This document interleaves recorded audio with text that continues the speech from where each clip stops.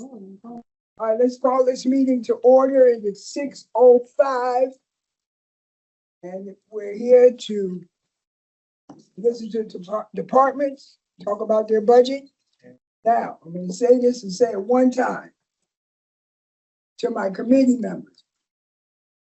We're not here to be disrespectful to the people that come before us.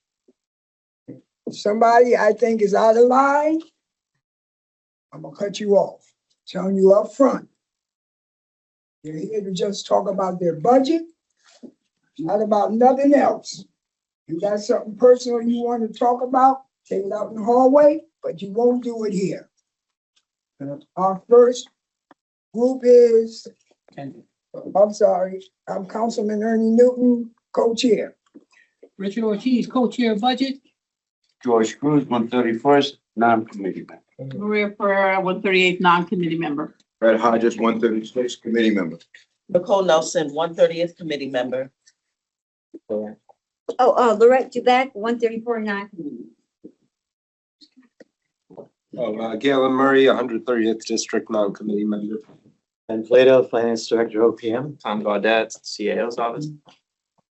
Francis Ortiz, Assistant City Clerk. Christina Resto, Assistant Town Clerk. Rosa Mercado, Assistant Town Clerk. I'm sorry, Eileen Evans asked me to let you know that she had a previous commitment and could not be here tonight. Okay, and Reverend Lee, for the record, is report card time at parents conference. So she says she's going to try to make it, but that's where she is. So she's been excused from this meeting. All right, we're here to talk about the town clerk, the city clerk, register, what we only did register of voters, and our legislative office and ethics is on our agenda tonight.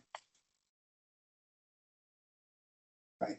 All right, I'm going to ask that the city clerk go first. We don't go town clerk is going first, but it's fine. Go through the, Shayla, let me give you the Oh, I'm page number and the sorry, reference. Can go through, what page, Ken? So, sorry, city clerk or town clerk? Town clerk, you want to do the order on the agenda or you You want? want to do town clerk or city clerk first? You We'll were go in order. Okay, so town clerk starts on page 140.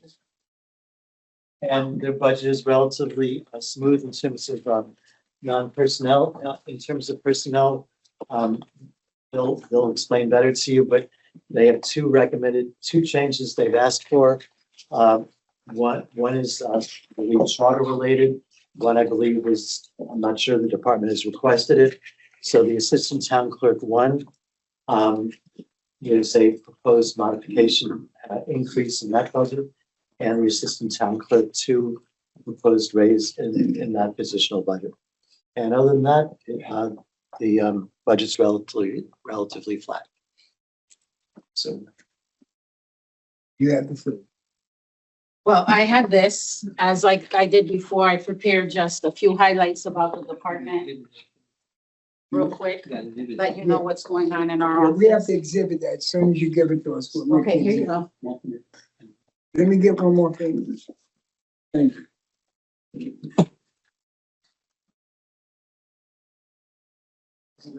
That's okay, make sure council members get in. We'll be okay.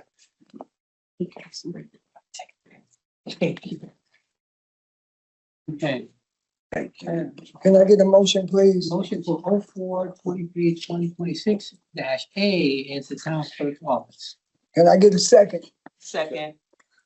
Been moved and probably second. All in favor? All those in favor? Aye. Any opposed? Ayes have it. Okay, now you can go through your presentation, okay? So, page 2 is the organizational chart. It's the same as it usually is. We have seasonal elections as usual. Oh, I'm sorry. got extras? Yeah, you can take them. Just for that, I'm gonna give you a hard time when I come in your office. Well, you're the one that said you're not supposed to be here, so I said, I guess I don't give you one. I'll copy 3 more for you. You can have them all. So the organizational chart for the department is listed there. These are the positions in the department that we currently have. Seasonal is for the election helpers that we have. We only use them if necessary, depending on how busy elections are. Okay. Okay. Next page defines the line items that we asked for increases on. One is the internet service, that increased. So obviously the amount in the budget doesn't cover the amount of the cost for the internet services for the land records. And that's what that line item is for. The advertising services, we increased from 8,500 to 11,000. Currently, there's new TAC requirements with the state of Connecticut, and TAC is a translation advisory committee now with the state of Connecticut. And there's a whole procedure for towns that have to provide translation for election material. So that increases our cost a bit because we have to translate it by a certified professional before we submit it to the TAC committee at the state. So there's a different process now for that, and that's for the register as well. We applied for the 2027 grant with the grants office for the historical document preservation grant. The last one we applied for, we were awarded and we did use it and completed that job that we had, that project. We're currently applying for this one now, 2027, to do a map project in the vault.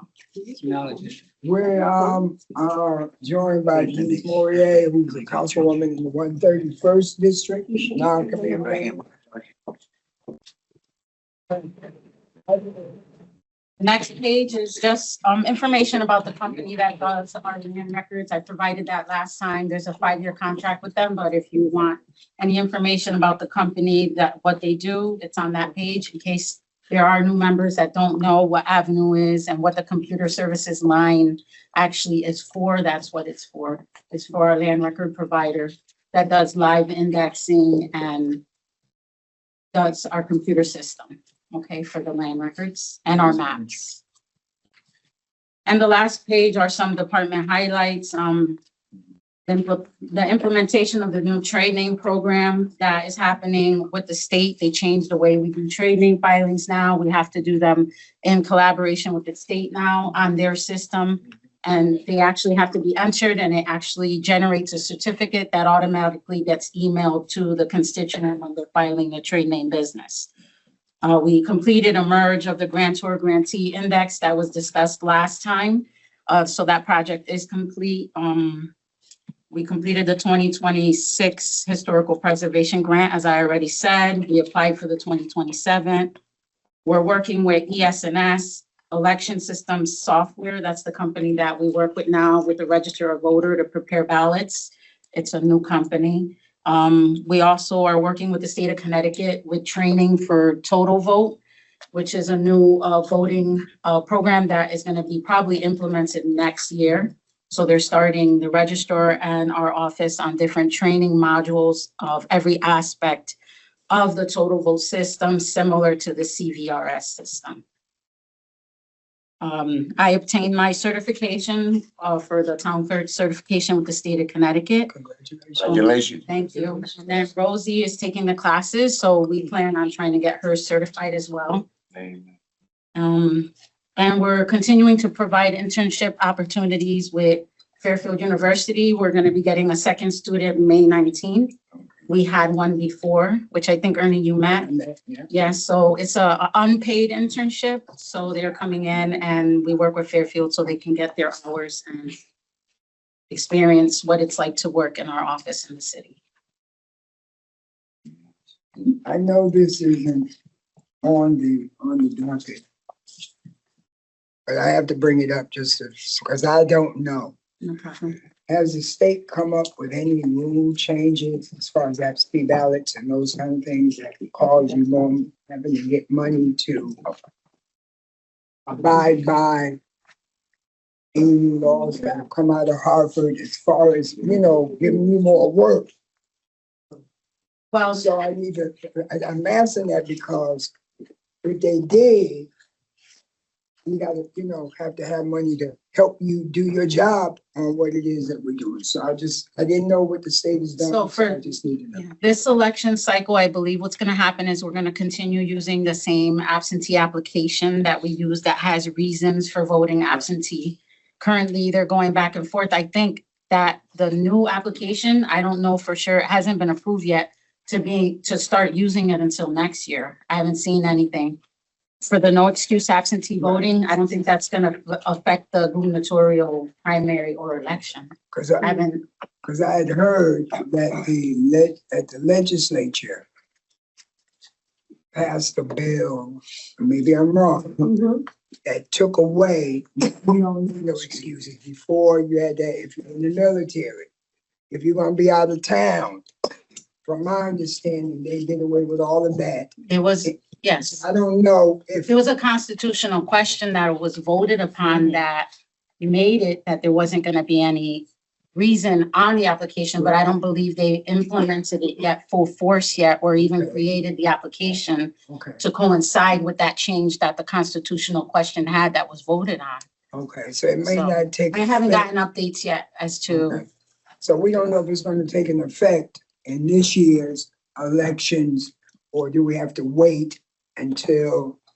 I just texted, oh wait, we're about to get an answer in a second, but they just voted on some. Today? A couple hours ago, the House Okay. just adopted 5001, which is like the big bill that covers elections, and there's stuff in there like you can ask for an AB once and you get it for the rest of. that's the permanent. Permanent absentee. Yes, permanent absentee. That requires. Okay, so that means. So there's gonna be probably a higher volume, but I'm trying to find out about whether Okay. that bill has So, no yeah. excuse this year. And the last conversation I had with one of the election officers at the state had said probably not for This election. this election. Okay. But obviously, if it is, then I will Okay. definitely. How many committee you know. members? Cause I know Councilwoman Pereira had her hand up. If I don't see any committee members, Councilwoman Pereira. So I just want to say, when they first got the Supreme Court decision about what it means to be sick and all that, Governor Lamont signed a bill and made it effective the day he signed it, which is rare,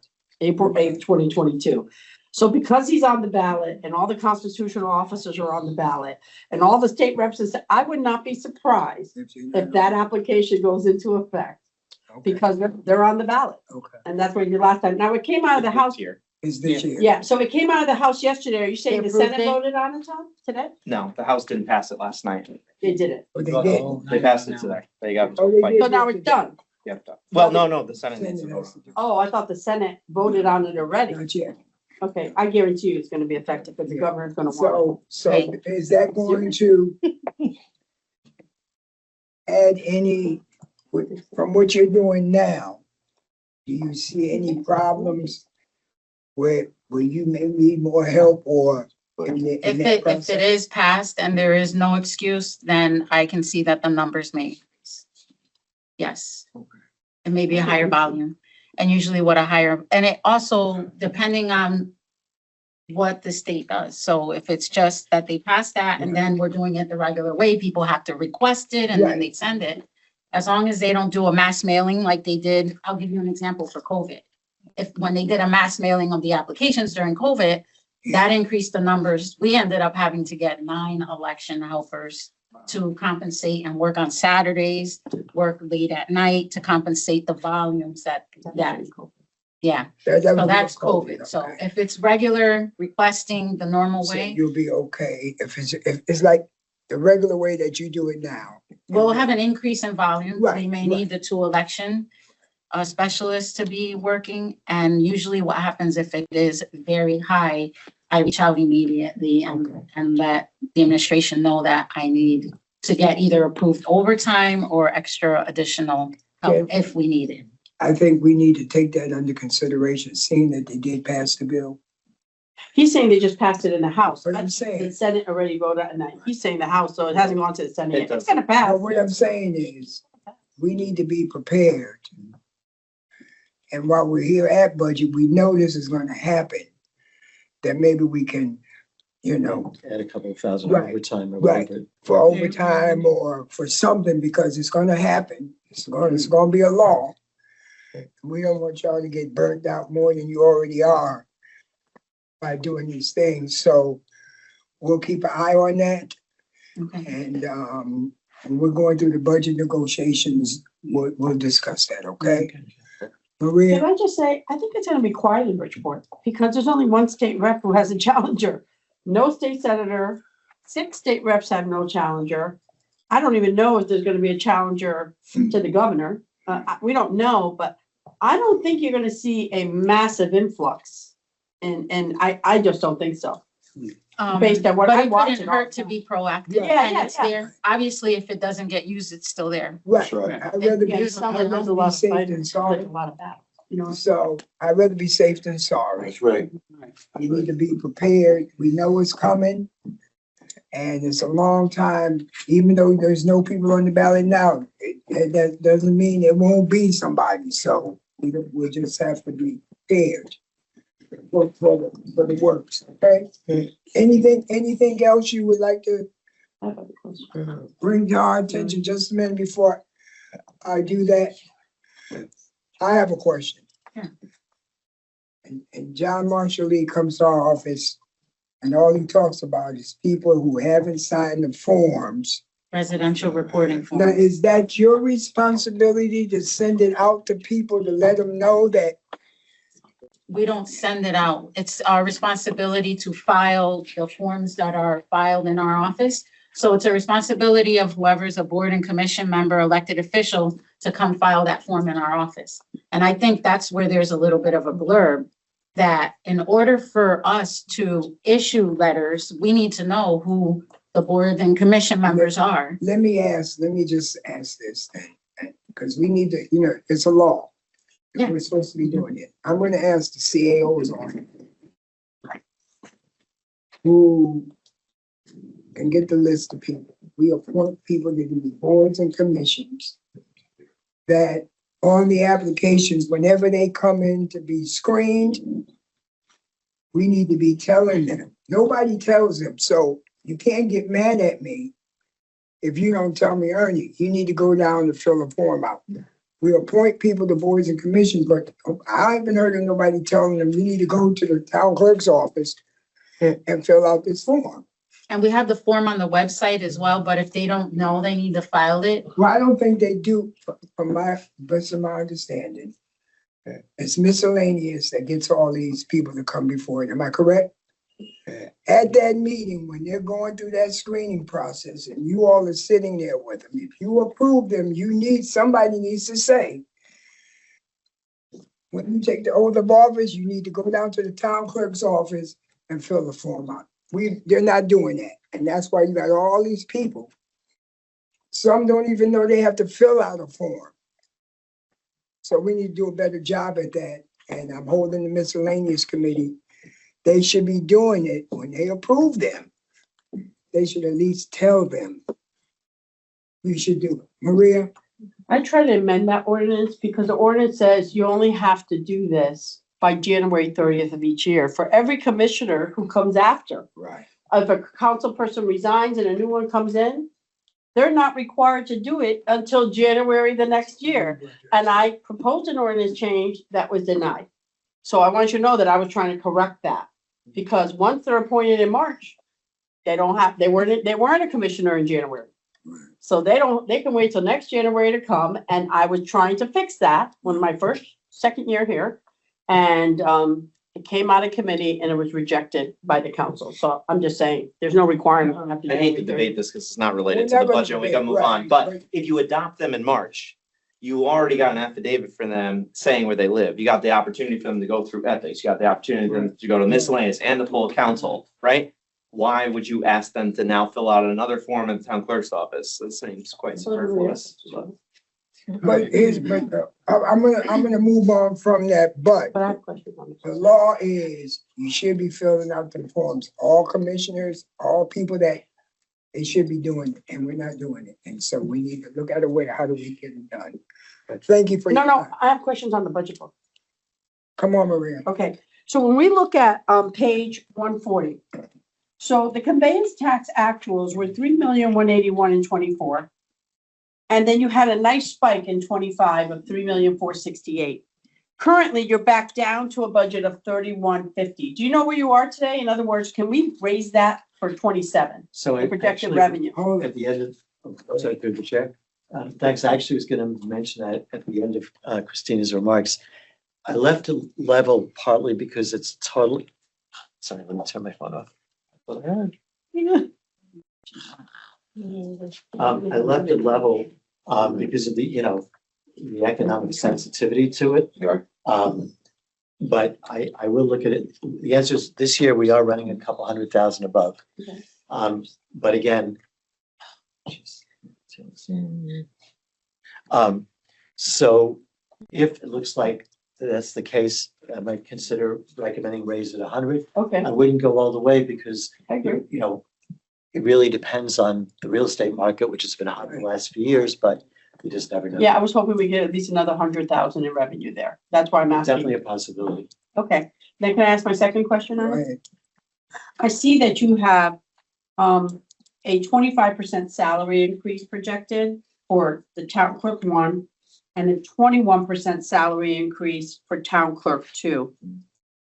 I'm sure that's not based on a union percentage. So I'm just trying to understand, what are these two significant increases in salary? Because it totals about those two positions. I'm still on page 140 Yeah, in the personnel summary. So my question is that those two salary increases for two individuals is about 40 grand.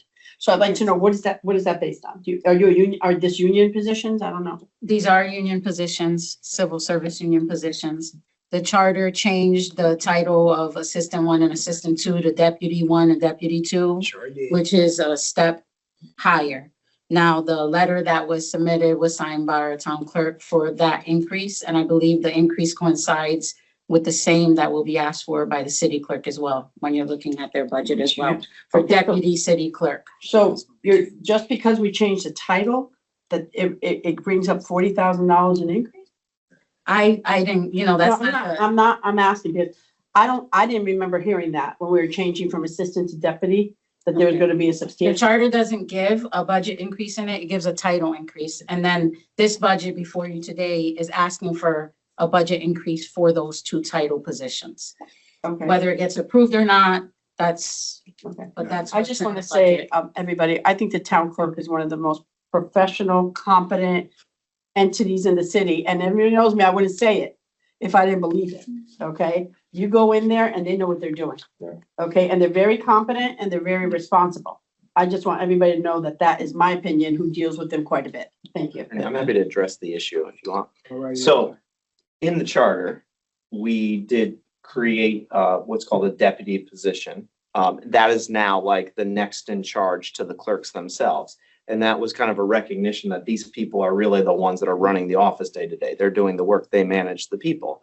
And so as part of that, we've been in negotiation with the union to try to figure out, well, what does that mean? So we're updating the job descriptions and we're updating the pay to kind of reflect that they manage a staff like they do. So this position, for instance, the increase that you see is comparable to what the assistant in the building department would make. Excuse me, the deputy, the deputy would make in the building department, which is, pretty comparable size. Actually, your office might have more people than that. So that's why the increase is in there. Okay, I just want to say, I was at the hearing, the charter hearing, when this was, nobody at the time, when they said we're changing from assistant to deputy, told anybody that this was going to result in a substantial salary increase. So I'm just It doesn't, saying. as Christina pointed out, it doesn't have to. Okay. This is a negotiation between the city and the union, kind Okay. of saying, well, logically speaking, if you're doing this in recognition of the work that they do, shouldn't you also update the job description and the pay to reflect that as well? And we agree with that position. So that's why it's here. Yeah, I'm just raising it. It was, I knew it couldn't have been a union and requirement. plus, listen, and plus, they must be doing a good job because the revenues are increasing in their department. Okay, so I mean, that goes to show that something's going on, to raise dollars and to bring revenue into our city, that y'all should be compensated for that, so. All right, Nope, Galen. Galen, I see you. Sorry, just behind your back. Yeah. Sure. I'm wondering how the amount of, how we arrived I'm at sorry, the she was amount asking me a question. of 45,997 for the town clerk position.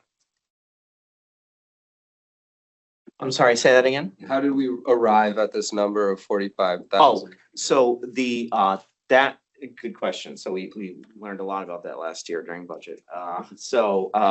Those positions are 32 and a half hours. That's how it's at least designated, but they're salaried positions. So, I don't know that the hourly rate really matters. And that's set as part of the unaffiliated ordinance. So if you look at the unaffiliated ordinance and the chart, you'll see them. They're actually on the very bottom. They'll be the lowest ranking. And that's where it's set. So it's set by ordinance and it just updates as the unaffiliated ordinance changes. Okay, I'd just like to note that the actual listed head of this department is not here at this. Yeah, he said that he could not make it due to a prior commitment. And I didn't get into why he wasn't here. But the people that do the day-to-day operations, they're here, that do the work. So that's good enough for us. All right, thank you. Thank you. Have a good night. Okay, through the chair. So the city clerk starts on page 94. Okay. Oh, sorry. Thank you to the town clerk's office. Have a You good do a night. very good job. Nice meeting you. Thank you. Remember what he said to the work, please. Right? You should know that by now. All right, before we can talk about this, we need to exhibit this, please. Make it a motion to exhibit 04/23/2026B. City Clerk's Office. Can I get a second? Second. All in favor? Aye. Any opposed? Ayes have it. All right, Ken. Yeah, so just briefly, I think one of the topics, the presentation here is a bit different than the town clerk, but the compensation issue is the same. I think that the best way to explain it is there was meant to be a deputy in each office. The assistant clerk in each office is being proposed to be the deputy at a higher level. But both offices have asked for another person to be promoted to that level or to a higher level. It wasn't contemplated in the charter. So the second person in each office is up to you, but that's what they've asked for. So this office is asking for the second person to be reclassified from a typist to a second assistant city clerk, a level 2. So the town clerk office has assistant at 1 and assistant at 2. They're asking for them to be deputy 1 and deputy 2. The charter only talked about 1 deputy. Right. I'm just going to make that clear. It's up to the administration what they want to do, but that's what the charter required. They're asking for, in effect, 2 mid-level people, and here would be a reclass from typist to an assistant clerk level, or deputy clerk level. And the assistant clerk would become a deputy clerk. So it's a bit confusing because the titles here are different than the 2 titles in the town clerk's office, but the concept's the same. The second in charge would move up to the main deputy, but then the question is, does the third person move up to to an effective secondary deputy? And then on the If I could just non-operate- clarify that, just quickly, like, I think the way to think about it is, there's a clerk, obviously, as you point out, like part-time and elected and whatever, we're doing away with that in 2031, right? But for now, that's still the process. But then it's the deputy will be in charge of day-to-day, and then basically assistant will be under them. I know the titles right now in the budget book don't reflect it because we're still in kind of a transition and we're working this out with the union, what these are going to be called. I don't even know if you have the ability to rename these in the budget. If you do, maybe we can clarify this, but the idea would be clerk, deputy, assistant, and everybody else that may be there. I think that's the way we would organize it. So currently, the assistant in each office would become the deputy essentially. And then, in the town clerk's case, there's a structure where they already have a 1 and a 2. And essentially, the other one would become just the assistant, right? In the case of the city clerk's office, they don't currently, the assistant would become deputy and then the assistant role would be filled by somebody else in the office. That would be kind of the And then concept. just before the question, just, in concept, it would seem to me the offices are similar sized. I can understand wanting to have staffing similarly, but I do have to just, explain that part of it's because of the charter and part of it is a request. And the other thing is they're upgrading the software. You probably heard about that with all the documentation. And Francis has a little bit good news on that in terms of the projected increase is not as much as the original number in the budget book. So we're going to be able to lower that. Good evening, everyone. So, Okay, you can go through your presentation, please. okay, so they already talked about the deputy and the addition of the type of screen that would be promoted to the assistance to the clerk position. I'm gonna go to the operational expenses, which is on screen. This is for our registrar Granicus agenda management What page are software. you on? You're on page 4. Okay, It's on screen. okay. Which is in the process of implementation. And for some members who obviously was here in budget, when I came in with a budget transfer back in November of 2026, we had a budget transfer of 55,000 to our account. And it was split between my department and ITS. And one of the things that we're implementing is a management software system that will actually streamline the process of the agenda, which will be basically department heads could go through the portal and submit their items as well as council members. And we could still provide copies to the council members. We're not going to eliminate that, but it will track the process from the time that the item goes to council for approval to the time that it goes to committee, to the time that it goes back to full council. It will track public hearings. It will track amendments, exhibits. We can run reports with the software. I am very excited about this project. It is a software that is being utilized by a lot of states. We're way behind the 21st century. It's being utilized by the city of New Haven. It's being utilized by the city of Richmond, Boston, Pittsburgh, Denver, Madison, a bunch of other municipalities. And it's gonna actually be a portal that will be accessible for the public. One thing that we don't have available for the public right now. So if you're at home at 10 o'clock at night, 5 o'clock in the morning, and you want to research the flow of an item, you can log right into the portal and get all the information from the portal without even having to come through our office. Not that we don't want to assist, but we have to get with technology. So one of the things that I am asking is for you guys to decrease that line item by 34,605, because when we asked for the request, those were implementation one-time fees, and we don't need those fees for FY 27. So we are only requesting 21,000, which includes a 3% annual increase. So we are giving back to go back, taxpayers' money, reduce the account by 34,605. And that's pretty much it for the operational expenses. I'm not requesting anything. Our line items, like I said, we're a non-revenue department. So our line items are our accounts are really small. I'll bring you to the next page.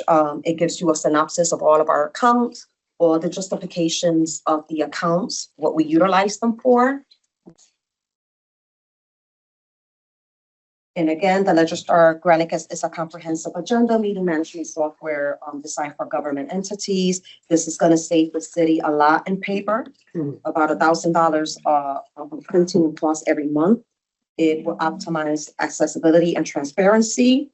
One of the things that we started on April 16 is training for the department. So we've been really busy. We're going to be busy for the next couple of 2 months. I'm pushing to get this software up and going by July. So it's putting us on crunch time right now.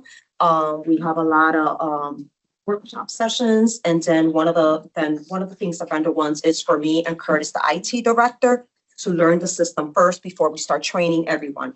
And I am including the legislative director on board on these workshop sessions because I think it's very important that she learns the system so she can also assist the council members. And then after, I'm hoping like sometime in July when we kick off to have training sessions for the council members, departments, and anyone else that needs training to learn the software system. It's going to be a little complicated at first, but I think that we will be okay moving forward. Yes. Not yet. Hold on. You finish Are you finished your presentation? Yes, and the last thing is just giving you guys like sort of like a timeline of where we stand. Again, like I mentioned, we're looking to deploy the system sometime in July. Now, I know this is not budget, but it is budget. And I haven't figured it out yet, and I need you to explain to the council.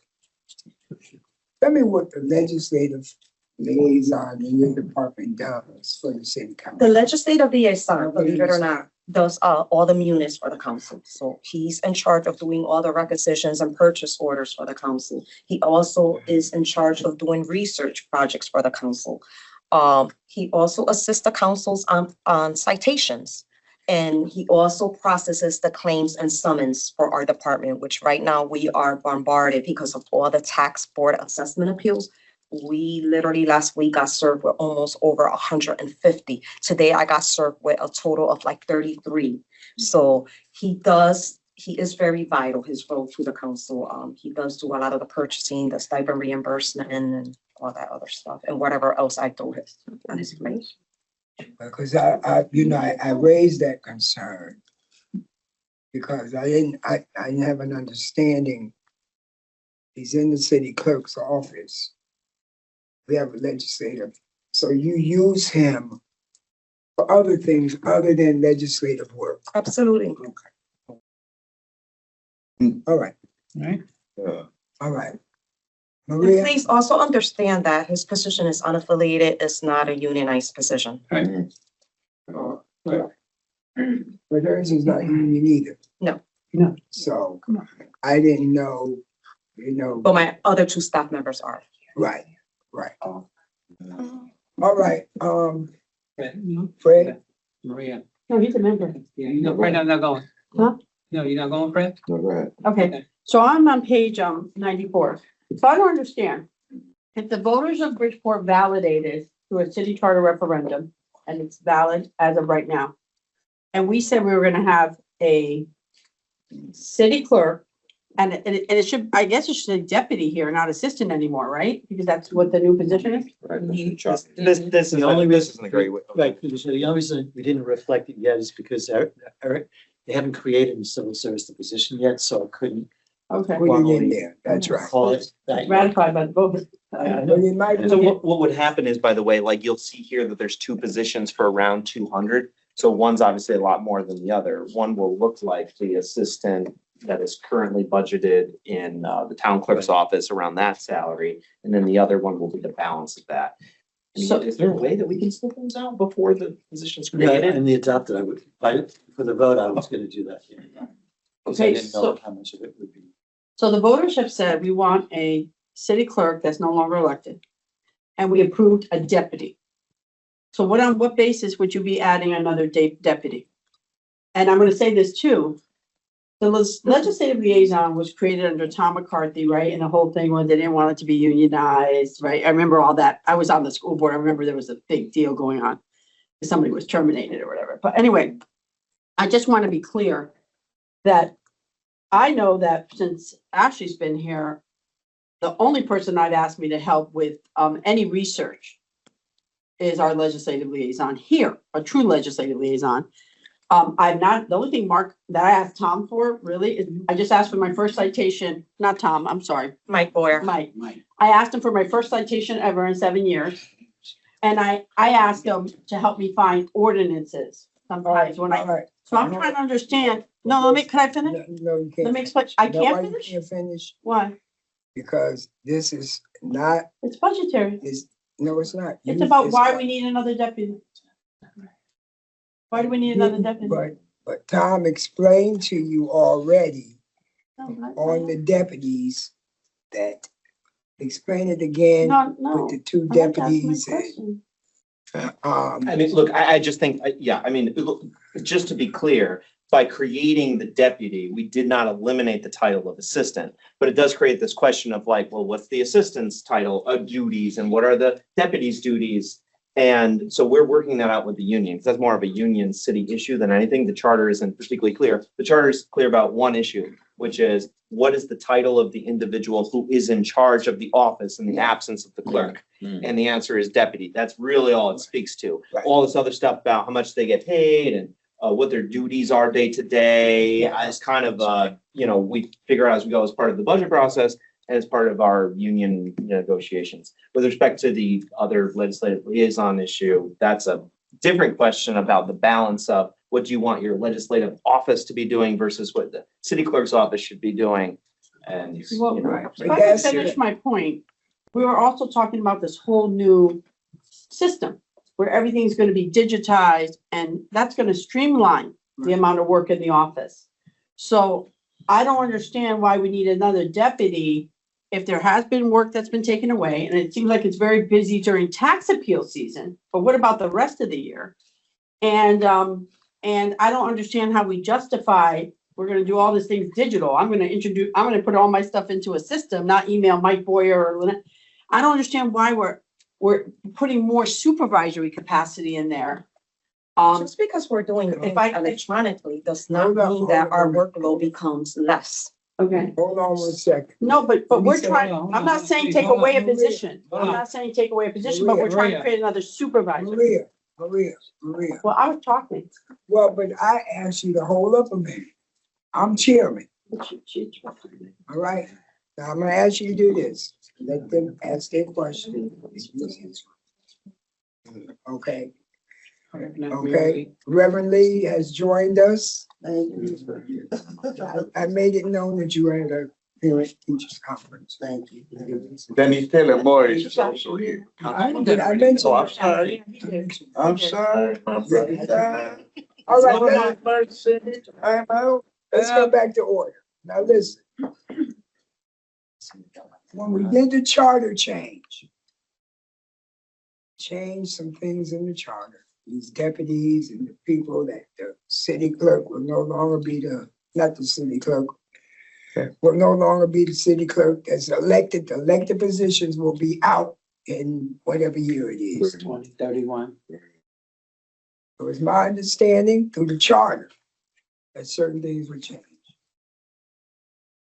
This is a work in progress. Yeah. Okay, so I don't know if the people put their hands or eyes on it, but it's a work in progress. I do think we need to be upgraded with the high technology. Okay, and that means that people like myself, if I'm still here, I need to learn it. That's right. Me too. Okay, because we live in the 21st century. All right, not the horse and buggy. Yeah. So the question on this deputy stuff, from my understanding, and you help me if I'm right or wrong.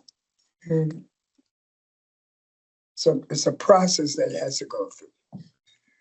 So it's not something, yes, you put into change titles in her, and she wanted to change titles in her department, just like any other department. You work there, you know what you need, and we should try to make it as easy to help you do what it is you need to do to help us, because city clerk does the work for city council. And we should make their job as easier as it can to make our job easy. Yes, sir. Okay, that's why we've always supported you. And if it's not about dollars and cents, we've had a charter change. The voters have spoken. It's up to department heads to do it, to get in line with what the people voted for. And so some of the questions, Maria, you may think is warranted, but the people have spoken. if I may, Chair, her questions are actually germane. I just want to be very clear. The council has to adopt the changes for us to do it. This is what we're proposing, what we think is fair based on what other people of a similar title make in the city and based on their responsibilities. So we support it and we hope that you do too. But to be clear, it is a budget issue and, you know, it's fair to ask. She can, Can I just? Yeah, we are clear on that. We're part. clear on that. yeah. We are clear We on need that. your support to do this, you All right, know. we are We're clear on that one. Marie, I'm just gonna say here, my position is there are 5 staff people in the office. And we need 3 of them to be supervisors and a staff of 5. That's not pretty standard out in any industry. There's 5 staff people and we want 3 supervisors. I don't understand that. And so that's why I don't support it. Thank okay, you. all right. That's fine. All right. Anything else? No. George, Okay, go, I didn't see your I hand. know you didn't. I'm Thank you, Mr. Chair. No, first and foremost, I also will be supporting this. And, you know, as far as title changes, that's what they propose. I don't see no big deal in the title change, but I just want to thank Francis and her entire team for the outstanding work that they always be doing. Thank you. All right, always fun. As far as Mike Boyer, man, Mike Boyer is an outstanding man. Mhm. Been doing a lot of work, man. All right, can't take that away. And like you mentioned, Mr. Chair, this is a work in My hand progress. is up. Councilwoman Martinez. Okay. This is a work in progress. And I love the idea that the deputy, this is gonna be your title, Francis? Deputy, that Not deputy, yet, but, Deputy no, but I've Ortiz. been called deputy already, but that's not my title. Okay, Deputy Ortiz, and her team is gonna be implementing a new system, which is needed. So again, it's a work in progress, and I think we should leave Mike Boyer alone. As is, because he's doing an outstanding job. It's unfair for him to have, I'm not saying that she's criticizing him, man. I'm not. No, you're not. And, to leave him alone, and let's leave this alone for now. Let's go with the necessary changes. All right. But I do want to end it by saying, and I have a right to say this because I am the one that runs the day-to-day operations of my office. Our office is very vital. You guys have no idea the massive of work that we are doing compared to other departments. So it's easy for someone to say, that, 5 people, when they have no idea of the day-to-day operations and what we are doing. So you're welcome to come to my office and sit down for a day if you want to actually explore what each and every staff member is doing. They work hard. Thank My co-chair, then Councilwoman, Martinez is asked to speak, and Councilman Fred, then Councilman Martinez. I know about, but, Okay, hold Fred, on. hold on. Before you, Go ahead. sorry, sir. I'm- You're next, man. For me, I never have a problem with the office. I enjoyed everyone's in here, all the work that you do. Appreciate all the info that y'all give us, even when we out of line. We wrong. I appreciate everything that y'all do. I very, very hard find that some people want to be very disrespectful. And they shouldn't do that. They shouldn't do that at all because you work for the city. You don't work for us. We just take care of the dollars and cents and the policy. That's it. As far as we need to go. I apologize to you if anybody want to act unprofessional, but that's just not me. You back to the chair. Thank you, Ms. Chair. Councilman Hodge, and yeah, then I Councilwoman. know we're talking budget and it might sound out of line of budget, because I'm not talking numbers. But even when we're talking numbers, if the quality of work is not being done by quality people, then the numbers are gonna get messed up. So you gotta have quality people in there. And one thing I could always say about our clerk right there and the office right there with Francis and the office, man. And I'm one of the ones that go there a lot. I'm the ones that call and I ask questions and I need to know and I want to know, and never once has she ever told me no. And she has sent me stuff in email. The Councilman Hodges, this was go like this here. And this is what I need. Now, some of you might be more astute than me and you've been here longer than me and you got all that, but her position is vital in the work that we do as council people. And as the future, and she did say with some money, even the more money coming down, she said, this is money that I don't even need that you can give back. But the software is what she needs and she's going to be training us. And I just want to express that about her and the work that the office does to us as city council. Councilwoman Martinez. Thank you, partner and chair, Newton. As you all know, we are at Casa No. Our council colleague Maria Valle is receiving an award. And they're moving pretty fast here, so Rich, you may miss it. But let me just get to the point of the topic here. I'm in full favor. And I will be voting in support of the city clerk's office. They do a tremendous job for us. They answer all of our requests, all of our questions, all of our phone calls.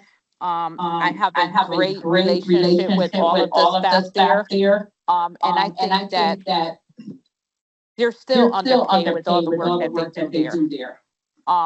Titles mean nothing.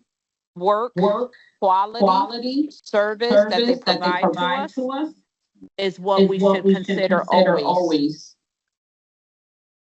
I think that it's overdue for these individuals in that department to receive what is due to them for all the work that they do. And although they may have 5 staff members in that office, every staff member does something different. Remember, we have a slew of committees. Not one person does all of the committees. They're spread out. There's a lot of things that we can't name names, but there's a lot of things that they do in that office. So I'm in full support of whatever it takes to do the increasing, to provide them with the mechanism that they need. And if so, whoever's title's gonna change, whomever it may be, is well deserved. Thank you. Thank you, Councilwoman. Councilwoman Lee. Okay, I just came in and my head is down fueling my parents. But they were nice this time. They were real nice. I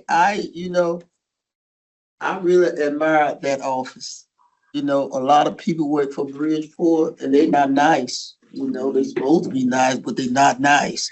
And I know I'll be calling down there, I don't know how many times, because I get a little confused sometimes. And I thank you for the work that you've done. Whatever you need in that office to make it better, make it easier for us, not just you, us, then I'm all for it. I don't care if you don't have but 2 people in there. If you doing what you're supposed to be doing, that's it. And I also like to say that, it's 5 people in that office. Somebody made the statement that they can find some money in there. I want them to find some in there. So I said, I can find at least $3 million in there. And I said to myself, there's 5 people in there. How they gonna find some, unless they gonna lay off everybody, including you. So, but I think you all doing a fantastic job. And you keep doing what you're doing, and I am in support of whatever you need in that office, because I've been on this council for a minute now, and very few times that you all ask for anything. So now you ask for something, you got it. As far as I'm concerned, you got my vote. And let me just remind the city council, by us strengthening that department, it strengthens us. Because they do a lot of stuff for the city council and city business outside the city council.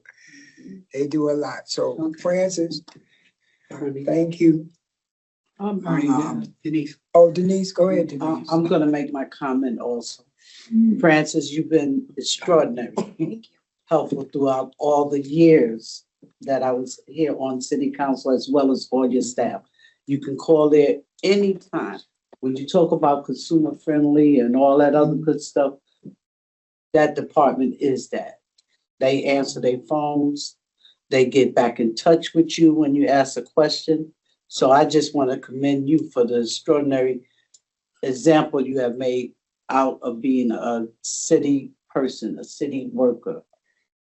And I do want to end by saying, as a department head, I do take pride in my work for all my 22 years in the city and service. I actually, when my staff members are not there, I'm doing their work on top of my work. If I have one that calls out sick and the other one's on vacation, you know who's on the line? I am. So, and I'll leave it at that. Well, we're gonna thank you. Keep up the good work, and Thank you you. have our support. And next time you come in here, I want to see you smiling at me. I know it's not easy, but sometimes you just gotta smile. All right.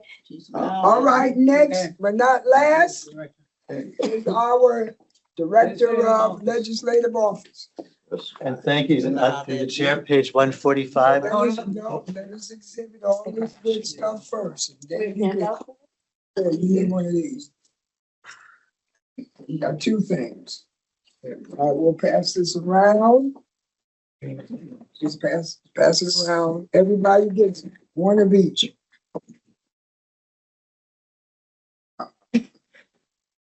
I was packing up.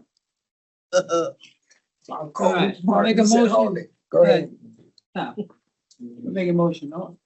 To exhibit, 04/23/2026 C, Office Legislative Service. Can I get a second? Second. All in favor? Aye. Any opposed? But Ayes I have get it. a copy. Next. Okay, next exhibit, please. Will, when you pass them down, Oh, I thought that's what you 23, just did. 2026. Okay, the Honorable City Council recommended of the changes to the key performance indexes of the Office of Legislative Service of fiscal 2027. can I get a second, please? Second. All in favor? Aye. Any opposed? Ayes have it.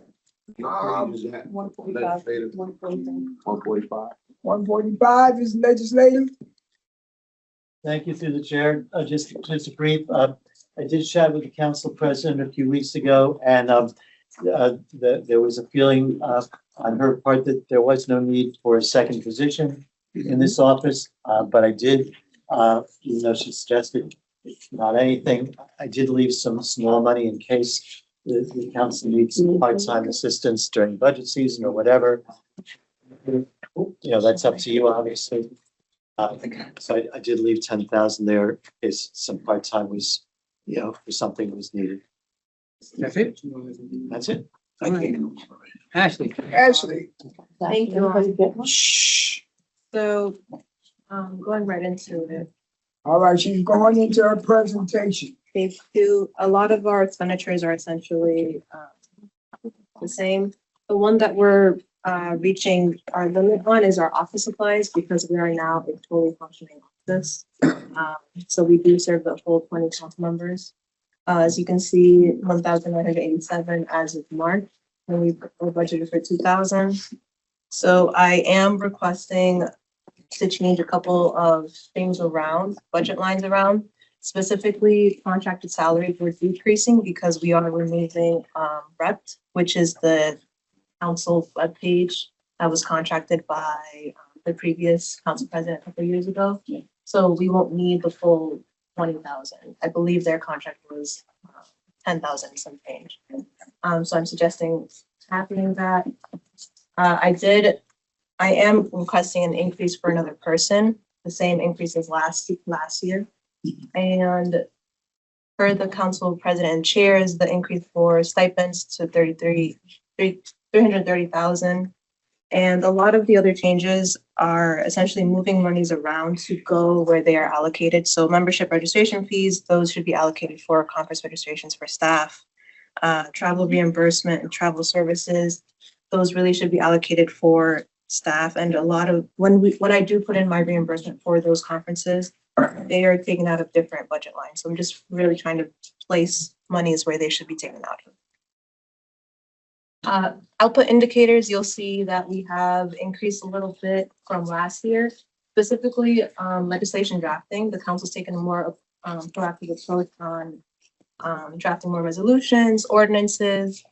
And then we've also increased in administrative support, and a lot of that basically looks like coming to these council meetings and setting up the recordings, training co-chairs on how to use the system to record in case I'm not here. But that's really what's been increased on. Also liaising and coordinating between departments and council members. So coordinating meetings between a council member A and then department A if they want to chat with them, or just gathering information from those departments. We have our intern who we got from Fairfield University. A few of you have met her in our office. So this is just a little overview of the assignments that she's been doing, and just a total of what she's been doing the last 2 months. So support during committee meetings, our office has taken a more proactive approach in attending all of our most of the committee meetings. Of this year, I've attended 31, and of the 31, I provided at least support to 10 of them. So that would be technical, administrative, or legislative support. And that would look like assisting council members, setting up the recording.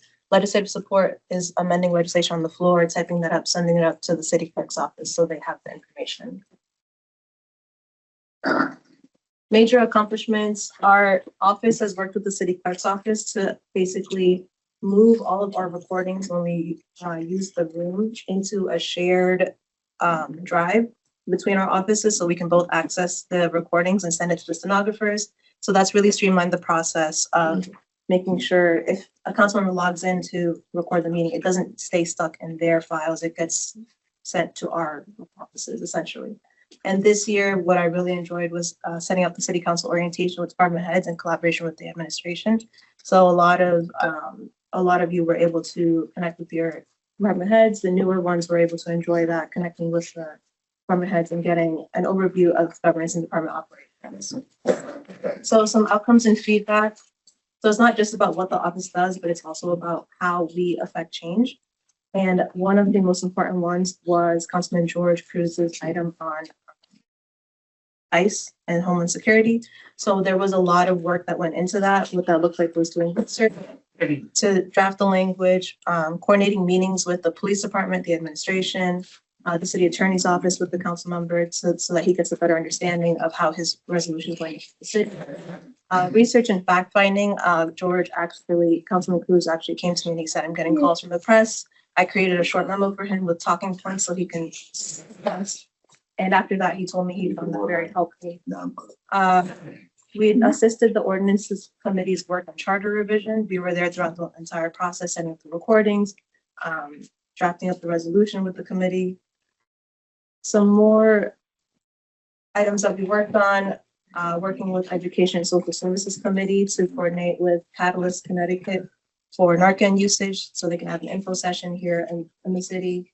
And another one is connecting Councilman Hodges with the Office of Planning and Development, to talk about grants. So whenever I get requests from the grants office to get letter of support from council members, you have a chance there to speak with the department and talk about what the grant project is.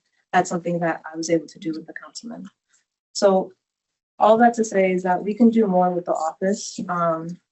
And our office really serves as the bridge between you as council members and the city departments, because we're here to serve you. And the we is really just me as one person. And you honestly don't want to burn out your one and only employee. There has to be someone in the office to take care of the assignments that I'm working on when I'm not in the office. I have PTO, I have a vacation time that I would like to enjoy. In addition, you do know that your legislative director is in graduate school for a Master of Public Administration. So I'm not going to be able to come to all your committee meetings and be able to do the recordings for you. So you need someone to take care of that as well. And that is it for me. Let me say this, I've been very impressed with our department, what she's doing, bringing us some new ideas. We need another person in our department. And I don't care who likes it, who gets upset. And the reason we need, because we have a responsibility, just like the mayor has a responsibility to reach out to his constituents, to the city of Bridgeport. We have that same responsibility.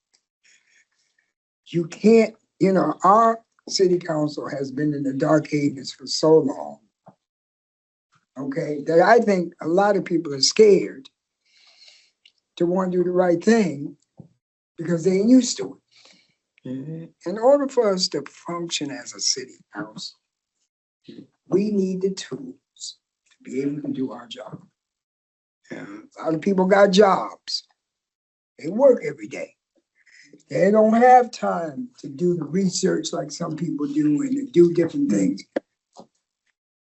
You can go to Washington, you can go to Harvard. They have the staff to reach their constituents.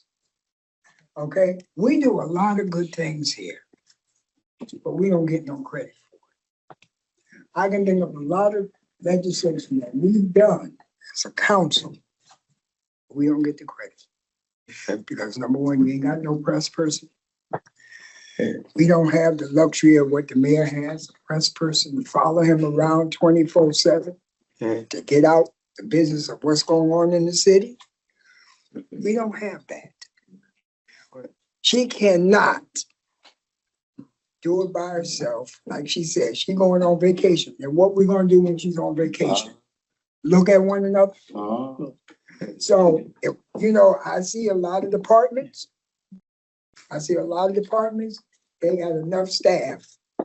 We don't have nothing. And then we get scared to take care of ourselves. Well, I'm telling y'all right now, putting in an increase in our stipends because I'm tired of going to conventions and the card don't work.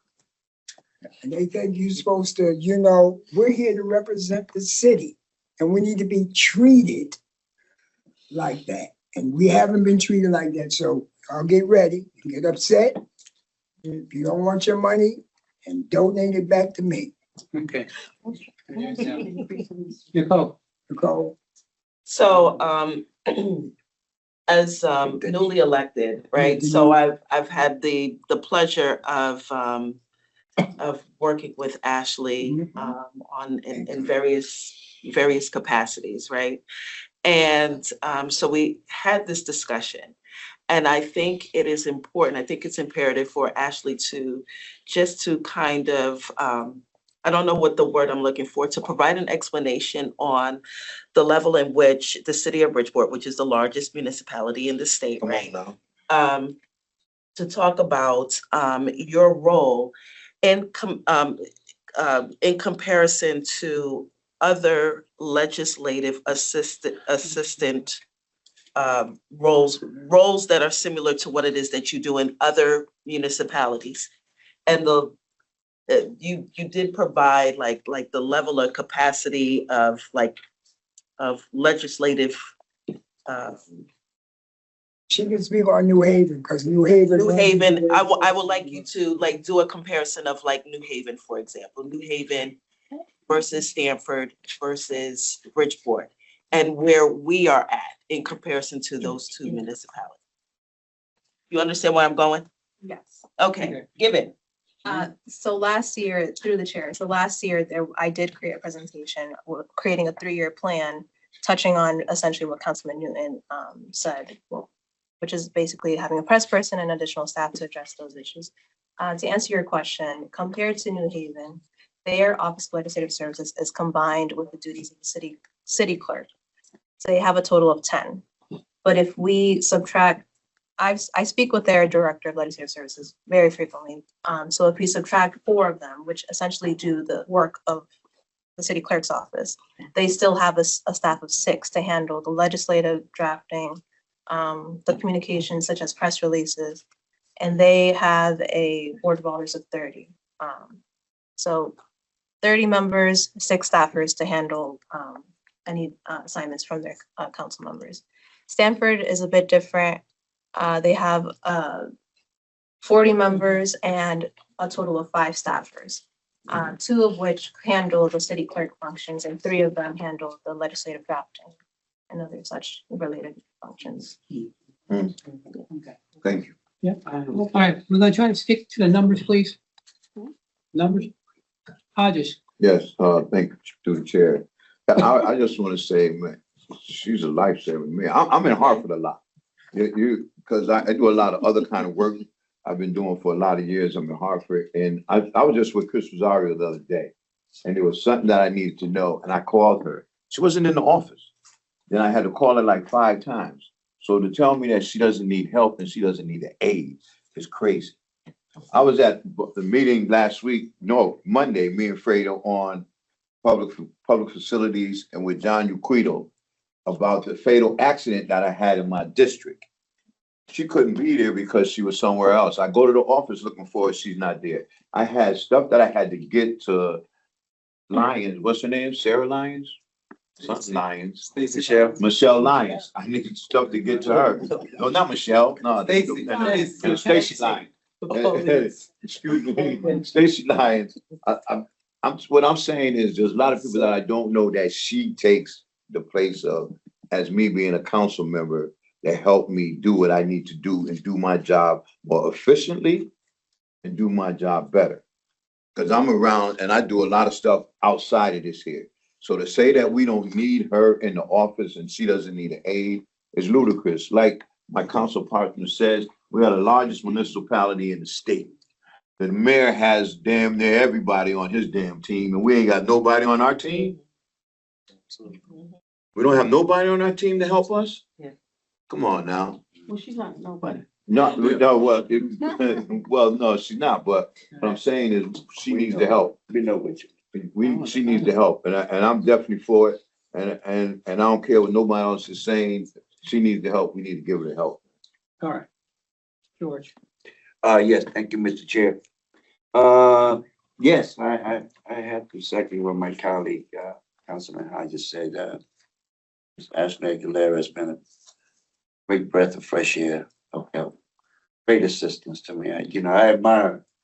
I really do admire your work, especially for 20 council members. Basically by yourself, That's right. by yourself, and then having meetings along with other heads in the departments to get information. I mean, it's just tremendous work. I don't know how you do it, but I respect it. I really do. I really do. And I appreciate she has helped me multiple times in other needs. I call her, hey, somebody's asking for a letter, a recommendation for pardon. I'm gonna write it. Can I write it to you? Can I email it to you? Can you get it back to me in the council letterhead so I can email it, make a copy? I mean, many, many times. Yeah. Many times. And to be honest with you, as far as I'm concerned, the salary that she has, if it was up to me, I'd round that sucker up to 100,000 instead of this number here. I just want to say thank you. You've been a great help to me, and I'm sure many other council members. And I second everything my council colleague here, Nicole, said about you too. Okay. Carolyn, Yeah, I think I could join in on all the praise for this office, but I would like to keep this to more of a budget perspective. So I'd like to invite all my colleagues who have sat in on executive session for miscellaneous matters, who have been to contract negotiations where we didn't feel as firm in the numbers that we're negotiating as we would like to. Think of all the areas where us as a legislative body, in retrospect, should have done more. But we didn't have the help, we didn't have the knowledge. As Ernie, our pro temp, has said, a lot of us have jobs. We're not salaried, we are an amateur, and I don't mean that as to disparage. We are an amateur body for the largest municipality in the state, and our ratio of professional support is just not sufficient. Voters have said they want this body to step up. We have said repeatedly, we want this body to step up. We have to fund an additional position this year, and then next year go further. That's my 2 cents. all right, Mary Lee.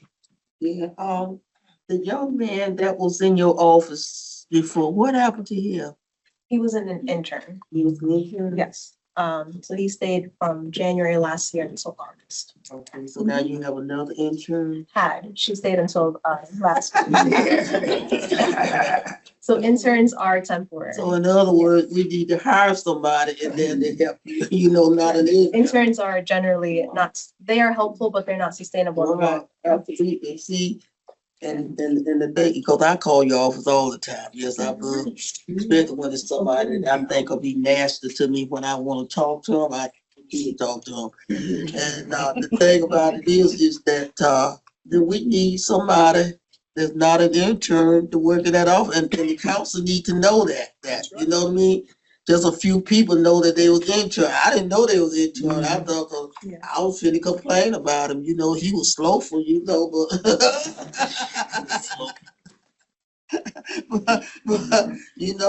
well, the truth is the truth, and I would like to see somebody in that office to help you, because you do a lot of work there, and if we not taking advantage of you, it's because we don't want to, you know what I mean? So that don't have anything to do with you. I also would like to say that in your report here, my second question, my second question is that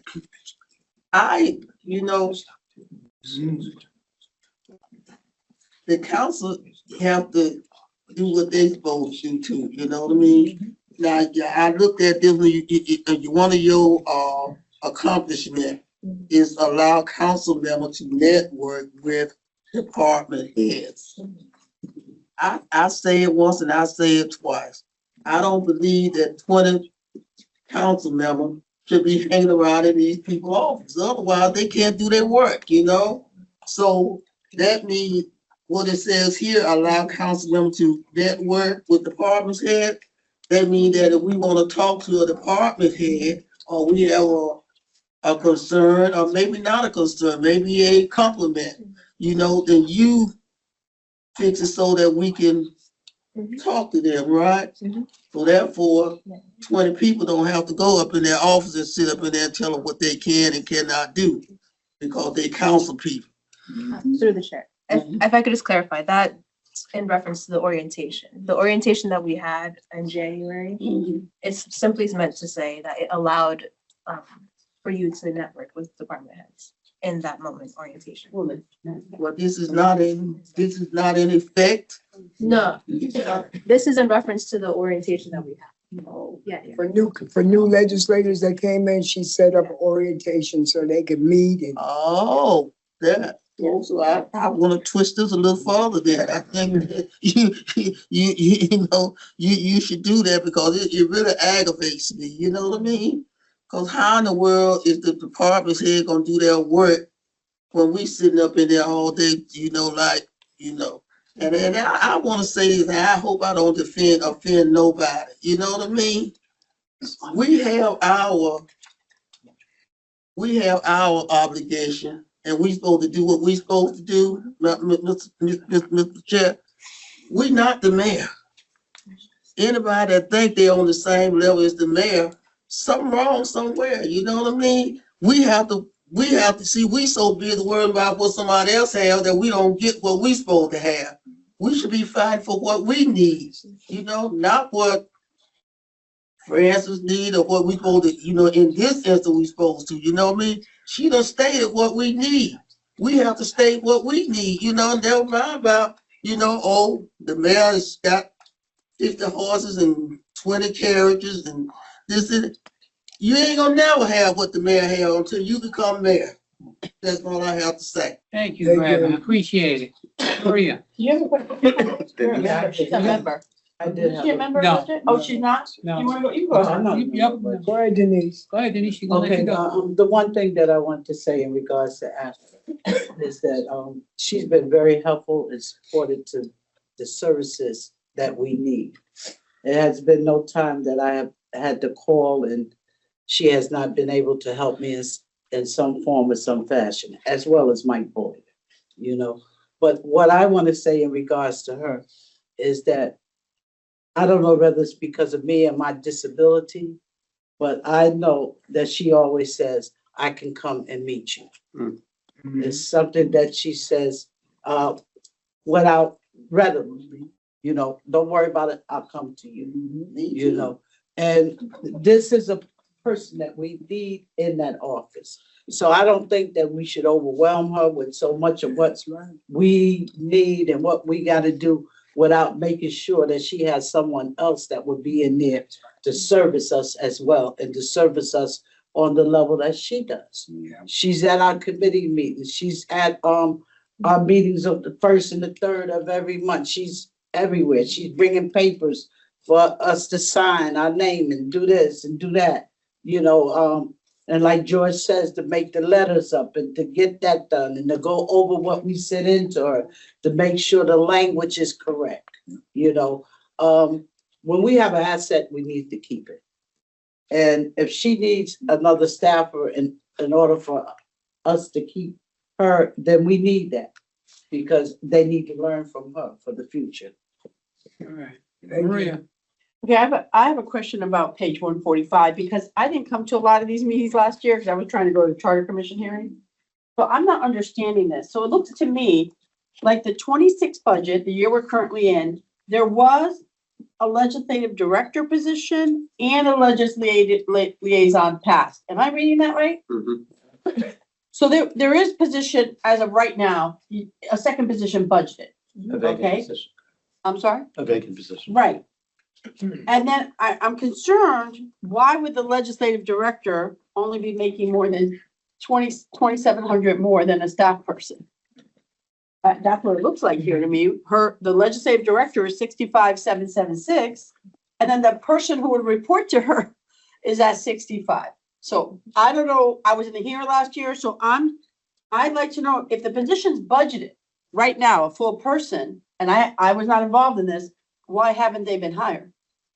let me try to do the best I can. I was under the impression that this legislative person was the person that works with Francis. No. No? I can answer. Okay, answer that for me. That's what I was. Council president deemed it unnecessary. Which one, That's the it. new one or the The new former one. one? Well, yeah, the new one. Well, both. So I mean, I think, See, you know, although we it's in higher. consulted her before putting this budget together, and in her view, she asked that at least as the mayor's proposed budget goes, that position be eliminated. She doesn't have an interest in filling it. Okay, but she didn't become president till December 10th. So this was budgeted July 1st. So my question is, if it was budgeted There was never an attempt to fill the position under the Okay. previous president. So first of all, there's a disparity in salary here. I would be furious if I was the and the person reporting to me was making $2,700 less than me, okay? By the way, I think that's a lot for a legislative liaison, 65,000. I think it should be lowered. That's just my position. Right.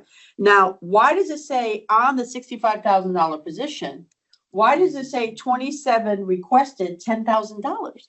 So through the Yeah, chair, I know. I thought I addressed that before. Oh. You know, I left because of what the council president told me about not, you know, again, it's a consensus. You'll have to reach your consensus. But she indicated it wasn't necessary. And I said, well, maybe you'll need some part-time, so I'll leave a little money there. But the 65, honestly, I believe the former budget director just put a number in at the last day of the meeting last year. Yeah. It wasn't really researched. It probably shouldn't have been 65. That should have been 55 or Right. something like that. So there is But- a partial answer to that, which is it's in the unaffiliated table, probably within that range. So that's probably where that comes from.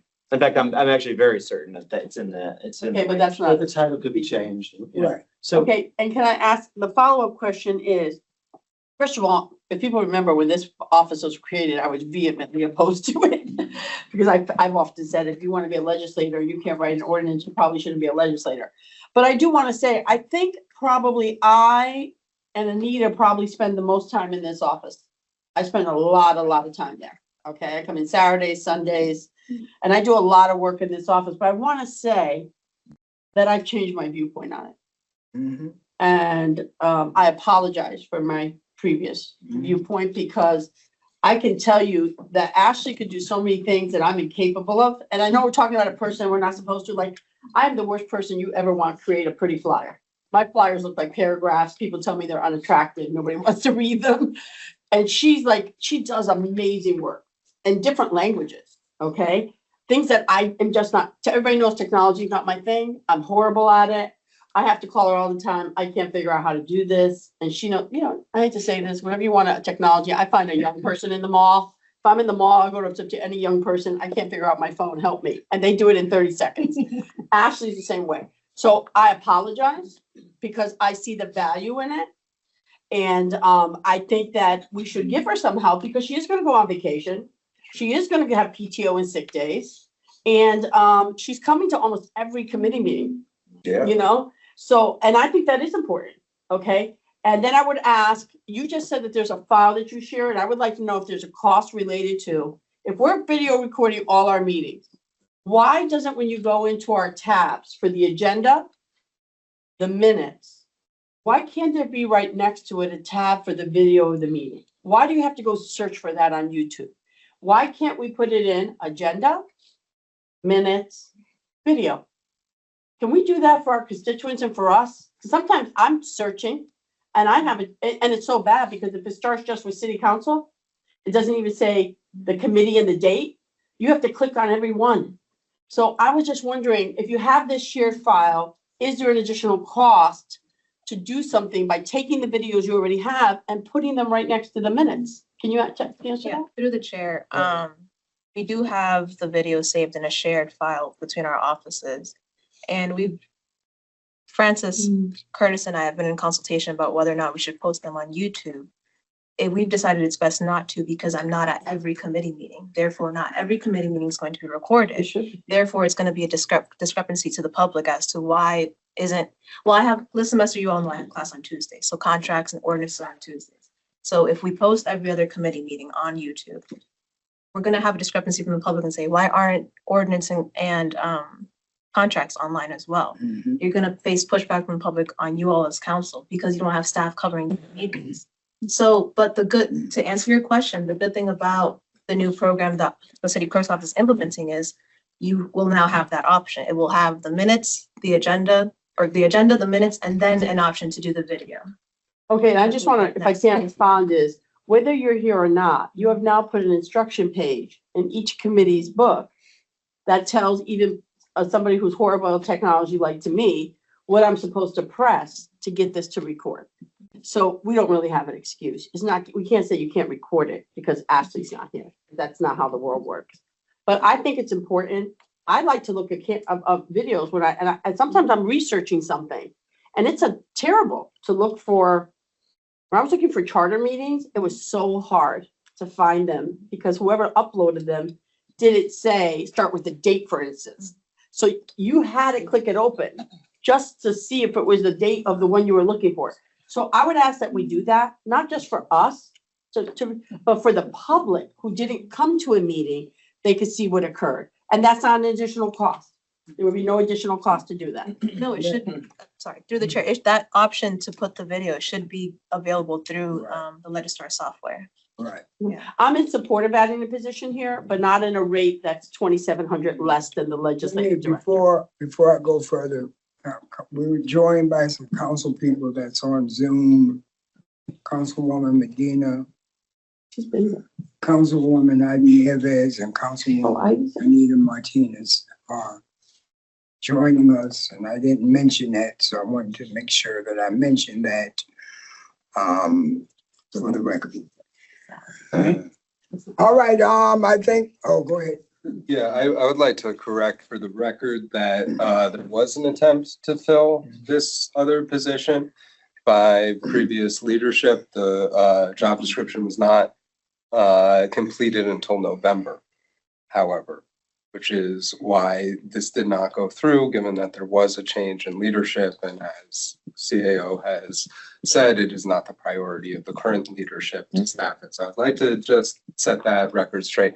I also like to say, I think in addition to the new position, the director position, we should look at getting a raise. Because I Or lower. agree with, Agreed on that, but also not bringing in the liaison at 65.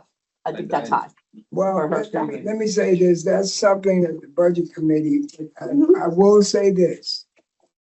We will meet with our president when she gets back to impress on her the importance of another person, because Ashley is gonna go on vacation. She's gonna take time off. She may get sick. And there's nobody to step in and do what needs to be done. So we will have that discussion with our leader when she gets back.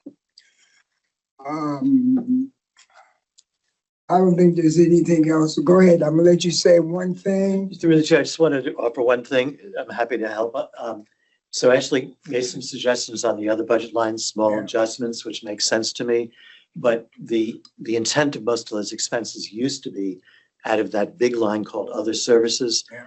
The presidents have never used that line fully. You know, some of you complained about it, how it's used. So I would recommend reducing that line a little bit to fund the things you do need, like the, travel to Washington and the stuff for the stipends. And I think we could work some. What line? So there's that line where you get all the tickets, and turkeys. 146.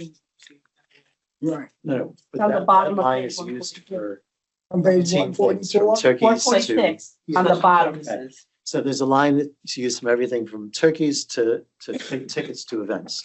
It's never fully been used per Are year. you talking about the special services? The Other 110,000. services. Right. So all I'm trying to say is, my recommendation, I can help you guys, just take 10 or 20,000 out of that, move it to the right lines, so that the overall increase, that you're trying to make isn't as big as it sounds, because you do have some extra there. That's all. That's under what you call it. It's not the stipend, it's nothing to do with the stipend. It's Just looking at, you said it's at page 140, 144. so it's on 146. Thank you. Right? At the bottom, you see that line, other services. So last year you raised it by 10,000, but it usually it gets expended maybe 80,000 a year at the most. It covers your supportive, it covers dinners, it covers, and some members, you know, the council president has a lot of discretion over it, but my point is it's never fully been used. If I, I can So- tack on, so- I So I'll I just see. work with you. I don't want to take a lot I of time. agree. Ashley's comments in the paper, she's written it very well written and drafted, but it honestly is kind of easier for you to spend out of your budget because you've got like this big budget and you kind of spend everything out of it. Once you put it in like an individual line item, now you have to do like intra-budget transfers and stuff. So I don't know. Well, We whichever should way. make sure you have enough to do what you need to do, but I'm not necessarily convinced that you should break it out. Maybe you should just leave it. We'll the always way try it to is. offer second, I don't know. work with the chairs and president, whatever you want to do. You know, just throw around the ideas. We're whatever taking you into want. consideration the call. I just wanted to add, I'm in agreement with Councilman Murray about maybe, not maybe, having the discussion to increase Ms. Aguilera's salary.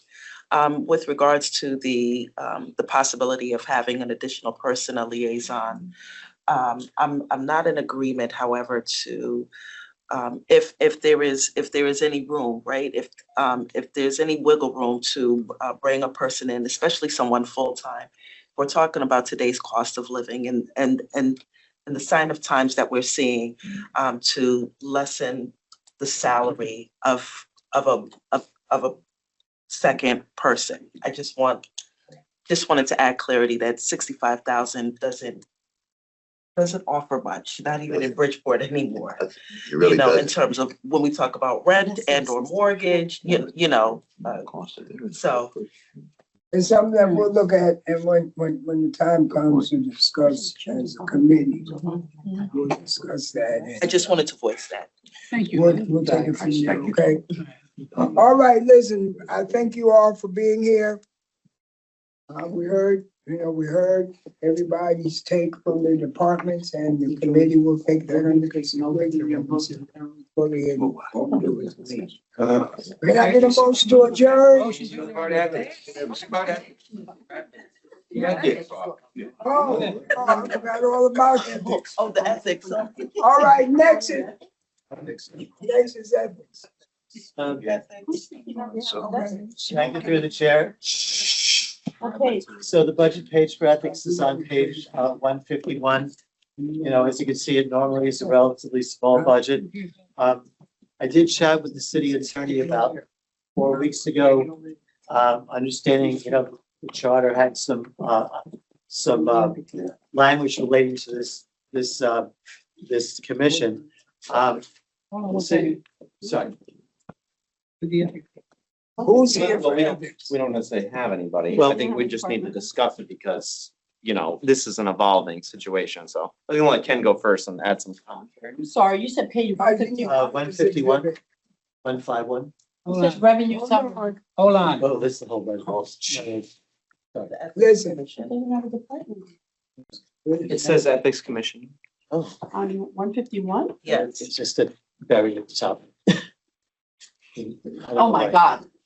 It's the new budget book. Oh, don't right ask me. there. Yeah, all the names are small.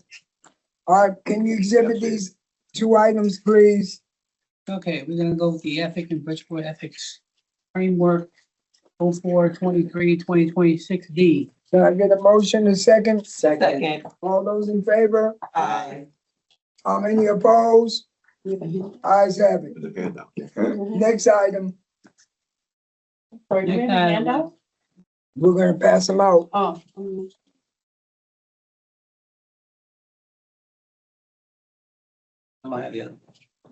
Thank you. Now, let me say this.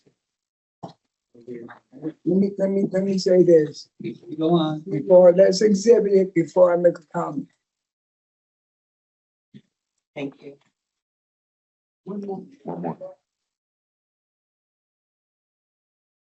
Here you go.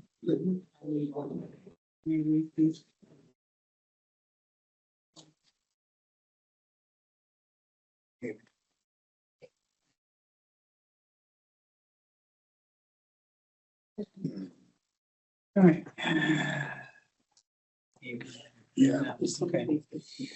Let me do a motion to exhibit 04/23/2026 E, Dear Bridgeport, Connecticut Director of Municipality Ethics. Can I get a second? Second. All those in favor? Aye. Any opposed? All right, I just have a quick question. Seeing that we don't even have a department yet, we haven't set up no department that they said we don't have no budget. Now, I don't know. And this is nothing against the councilman. If this is rightfully before us, but he's not the director. Okay. So I don't know if this is, should even be before us, because we invite department heads to come and discuss their budget. And he's not a department head. Who's he? The Frank Galen. You do that. Who? Yeah. Oh. Okay, so I don't know if this should be before us because he's not the director of the Ethics Commission. And we don't have no legal person here, but I think that this shouldn't be before us, even though we recommended it to be heard. I had to talk on it first. If he was the director, then he would have every right to do it. All right, I'm gonna make a motion to table that. So we need to table this because you're not the director. You can't This do is that. this is for directors. I'm listening. You're the legal person. I'm listening. If I may, I mean, I don't want to get in the middle of any council. I'm just trying to. Well, I will explain why the page is relatively bare and sort of what's going on with this. This is an evolving situation. When the Charter Commission adopted the new sort of ethics framework, the idea was there was some negotiation about the timing of when the new commission and office would start. And no, it actually says March 1st.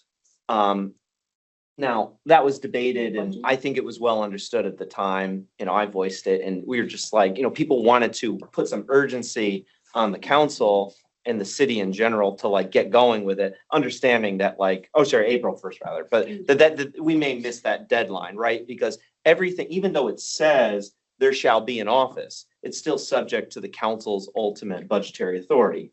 It's no different than like for years and years and years, there was a legislative services office with nobody in it because it's subject to the council's budget authority, right? So this is the same situation.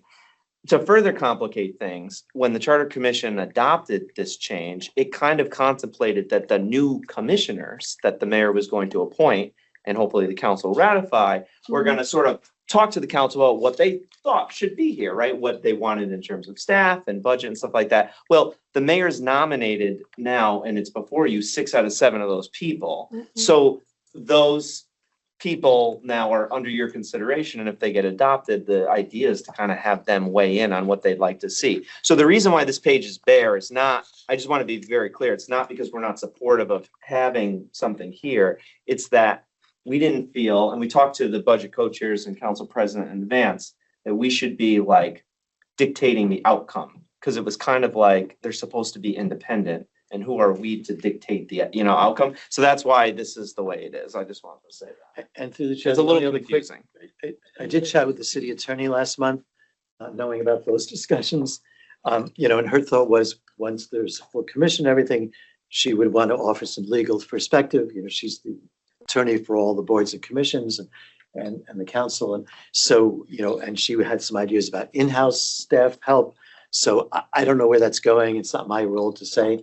But she was going to suggest being involved in that process, you know, next summer. So it might take a year before you get here. Let me make a suggestion. Because we're putting the cart before the horse. Even though we voted on it. We didn't have a body set up of commissioners. And I would like for them to be able to sit down instead of us telling them what we want, that they sit down with our legal team and put together a thorough ethics department that's outside of the city council, outside of the mayor's office. It's supposed to be an independent body outside of government. And if we get involved, then we're putting the government involved in it. That's not what the voters voted for. They wanted a separate entity outside of politics. Yep. Through the And chair. so, Yeah. I don't know if this is the right place. This should have been given to the commission to say, look, these are some of our ideas that we have, we would like you to look at. So I don't think this should even be before us, because the budget hearing is for directors and people are department heads of their committee. That's what we're doing, And the city council. Not no council members. not council, Yeah. because we're not You're a department city council heads. member. We're not department heads. And we've never had any council person, as long as I've been on city council, speak as their director of a department. Right. You're not a director of department, and that's who should be here, not a council. Department is, and we haven't set that up yet, because there's nobody there yet who's the director of the ethics body. That should come before us. I'm gonna let Representative Galen go ahead. First, to the chairs, my apologies if I caused any confusion here. I'm not attempting to be the director of any department that has not been created. I do want to reinforce what has been said here. We have a commission that was supposed to be reformed on March 1st, I believe, not April. And so one of them that we've now missed the deadline. It is our job as a council to appropriate funds. I, as a council member, approached the administration and asked the question as to why these funds were not appropriated. They said that they thought it was inappropriate for the administration to take the lead, that it was a council responsibility. I also want to go back to two dates. I apologize, I don't remember off of the top of my head, but the first one was an orientation that was scheduled by former council president for the 4 incoming members. Councilwoman Dubak was there, at which point the city attorney's office stated that somebody on the council needed to take the lead in setting the budget for this season and update the code of ordinance and work to form a job description. Going forward to January 10th, the orientation by the new city council president, which the entire council was invited to. And most were, January 10th you were, No. 9th and 10th? No, it was not. No, we were not invited. I walked in and saw you and we didn't even know that was happening. Thank you. That was a lie. No, I didn't know that, council I'll tell you, president. no, No. that was a lie. Right. At that meeting, the city attorney reinforced that this was the responsibility of the council. And I know many of the members, whether they were invited or not, were there where that was stated. So all I am asking is that we look at what the charter says, which the charter mandates, the city council shall establish an office of municipal ethics with a full-time director no later than July 1st, 2026. right. So if we don't do that, if we don't appropriate the money here, if we do not get started with advertising this job description, we're already beyond the timeline where we will get the director that we are mandated by our own charter that we ratified. We can't wait, Ernie. Sorry, respectfully, the chair. If we wait until all of this is sorted out with the commission, we will risk being 4 to 6 months beyond what we put in the charter. And I would invite you all to think about what the press is going to say about that if we allow that to happen. Let me just address this. Nobody, hold it, just before she talks, hold on. Nobody's sitting around this table, all due respect, can tell me what it would cost to set up a department from the ground to the top Nobody can tell me, and I'm sure that the people you're putting on this commission will have some legal advice from some city attorneys on how do we set up a functional. You might say, Ernie, we need $200,000 to set up a department. To do what? How many directors? How many different people you need? I don't think the council, that puts the council in the political realm. I thought it would be an independent group that would put this thing together than politicians. That's what I thought.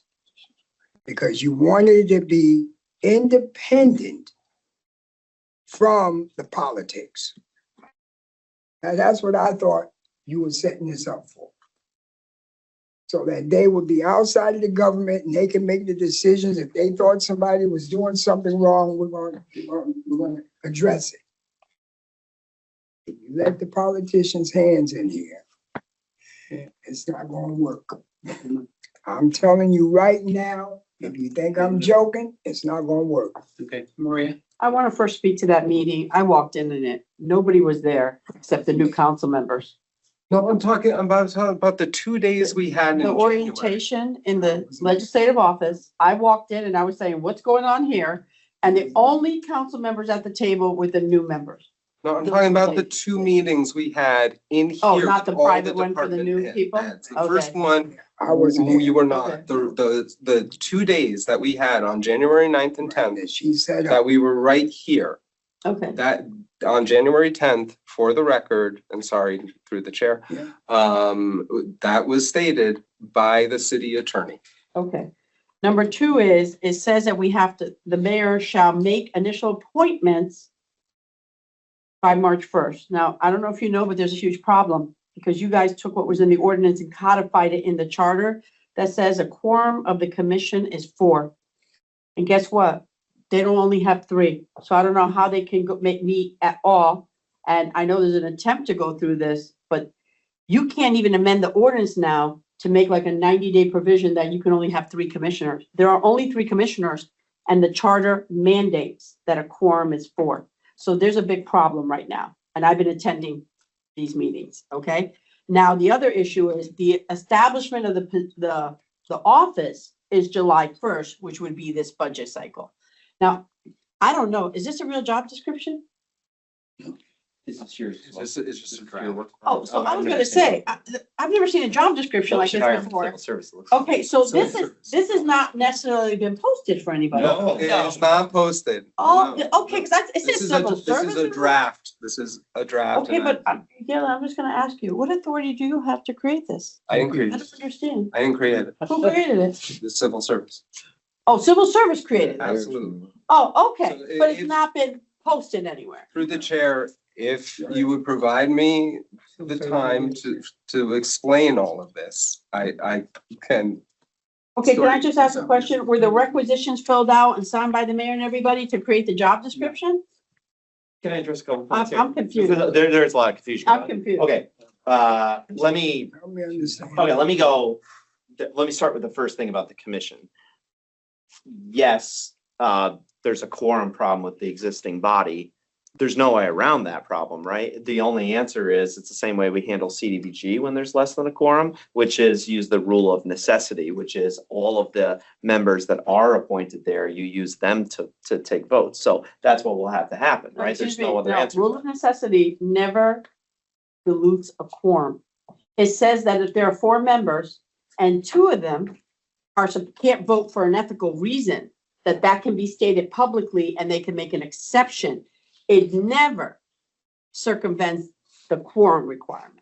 So you have a problem here, and that's because Steve McKenzie was on there, and by the way, he was not a Bridgeport resident, and he was encouraged to resign to be on the charter commission, and then a woman with very bad attendance just quit. To be clear, there's only one of 2 possibilities here. One is you use the rule of necessity to have the members that are legally on there vote. Option 2 is it's legally impossible to follow the requirement, therefore the requirement is no longer applies. You can't have a situation. Sure. A law doesn't apply? You think that a judge would just say, oh, I guess you're never gonna have an ethics commission ever because they Well, you have can to do go to the, excuse me, because they have to go to the ethics commission and there isn't a quorum and you can never get a quorum legally, so you're just never have it. I mean, that's not the way a judge You would guys handle did it. it. Needless to say, You guys did it. needless to say, by the way, this is not the first time. The library board had similar problems years sure ago. did. We applied the same rule of necessity. Is the Okay, form now, defined? with respect to staffing, it does say that there's an office, which, I guess says, July 1. It does say in the charter that the staffing is pursuant to available funding. There shall be a director and other positions. So it's still, and it was contemplated by the Charter Commission, just like with the Office of Legislative Services, it's up to the council ultimately to budget money for positions. Why would we budget money? When number one, we don't even have a body. Yeah. So we're gonna budget money. Yep. Let it sit there until you all decide to recommend commissioners to be on this ethics commission. Is that what you're trying to? So say? I guess I'll say this without like trying to put my thumb on the scale, because I'm not trying to like pick sides here. I'll just say that's a great point. I think Councilman Galen is correct that it is germane, and any council member as part of the budgeting process could make a proposal like he may be attempting to say, I think there should be a director, should be this, should be that, you should put this much in the salary line. I think that's totally within your powers to do that and his ability to offer it. I don't think that's out of line at all. Having said that, it's also not illegitimate for you to say, we don't want to deal with this on the council level. We want the commission to be in place first. Let them sit down and assess the situation and figure out what they want to propose to the council, and then we'll do it. I think both of those are valid. Okay. Can I get an answer to this? What's the, and The with respect to. requisitions and all those We would papers? we would never do a requisition without OPM signing off first. OPM can only sign off if there's money budgeted. There's no money budgeted, so no. So how did civil service director help create this? I was unaware of that. And no, quite frankly, in his defense and his absence, as I don't know the circumstances under which he did this, this may be Councilman Galen going to him saying, hypothetically, what might this look like? Can you help me draft the draft? This doesn't go anywhere without a proper requisition, without us approving it. So anyway, all right, I've said Go ahead, it. Galen. Through the chairs, can I please provide an explanation of this? I'm going to, I mean, Okay, if you would like to. I mean, I think this is, as the CAO said, it's germane to our budgeting process. This is admittedly a line item that will cause a significant increase in our budget. So to just skip over it during a budget hearing seems frankly out of turn. I didn't see in the charter that these funds were pursuant to that language exists. Yeah, I mean, not only does it say in that section, but I mean, the general budget authority. But I want to say, okay, so by way of explanation, please, and first of all, there is in the charter, it says July 1st, there will be a director of municipal ethics, right? So what you see here is a draft proposal based on a specific salary range as the deputy major class within the budget book, the ordinance 2.36, right? So it's taken the existing tables as a suggestion.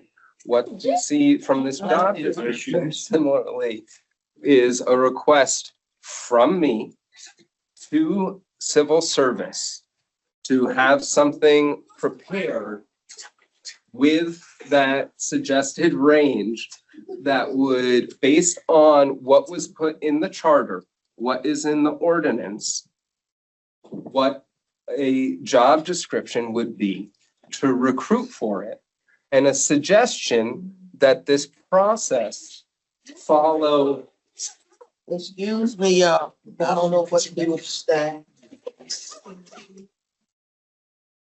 And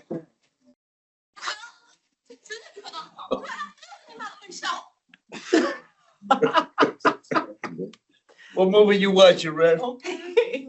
I need a young person to do, see that how good she is? She did my phone. All right, for me. let him finish and then I'm gonna listen to Tom and then we'll decide what we're gonna do, because I think. Okay, I'm not finished.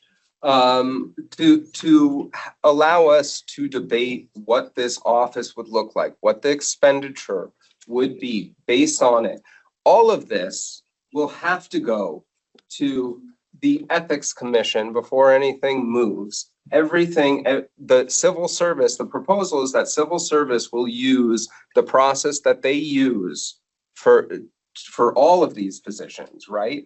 Where they publicly advertise, so it's competitive, that they go through a screening process and that the top 3 candidates are then sent to the Ethics Commission for their selection and appointment. So we're just following the existing best practices that we have, trying to fill in the gaps. So all of this, I absolutely 100% agree with Councilman Pro Tem Newton that we should not have our fingers on the scale, so to speak, to steal your analogy, for any of this. It's not appropriate. This has to be independent. It has to be strong, effective. This has a chance to, just like the Office of Legislative Services, completely transform the way that this government conducts business. That is my genuine hope. I don't think any of us should be a part of that process. However, we have an obligation. Let's not pretend that the ethics department wasn't the single top line item in the charter referendum. That's what the public expected we would do with this charter. They expected we would do it on the timeline. And I urge my council colleagues to really engage with this and engage with this now, because we are behind schedule. It shouldn't be April 22nd or whatever it is that we're actually getting to talk about this as a group. So please, thank you. And thank you to the chairs. First, I'm devastated that our changes in the civil service section weren't the sexiest topic of the voters. Yeah. That was a distant second. No, I mean, look, I just clarify a couple things, because there's a little bit of a nuance. I just want to be clear. The Office of Legislative Service, of Ethics exists as of July 1. It does not say a director needs to be hired by July 1. Just to be very clear. In fact, it says it is subject to the council's authority. Having said that, I mean, I think it's pretty obvious what Councilman Murray's trying to say, which is if there's going to be an office as of July 1, what does that mean without staff? And I think, here's the other thing I'll say about the job description, which I think will relate to this.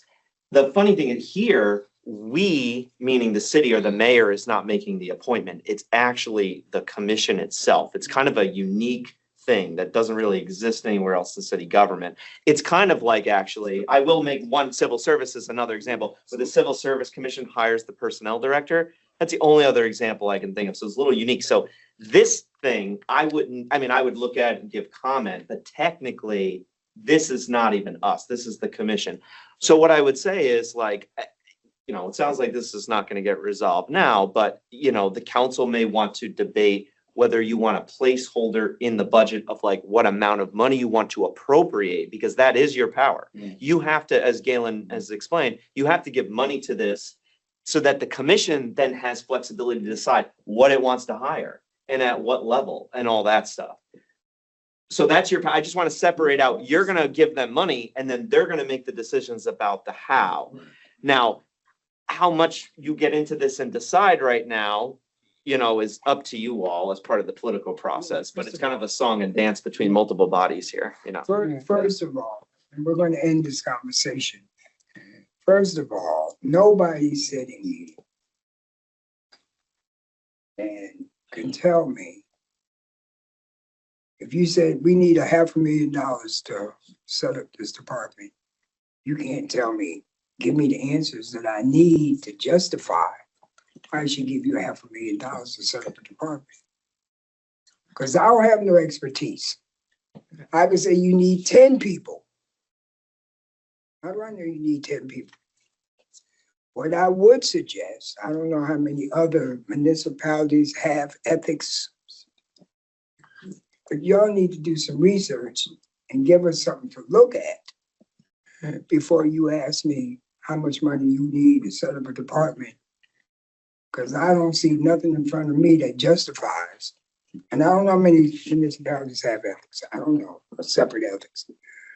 But before you ask the committee for money, you need to bring something to us to say Stratford has an ethics commission set up. This is how they function. This is how much it costs to set them up. Okay, because I'm not going to take people's word.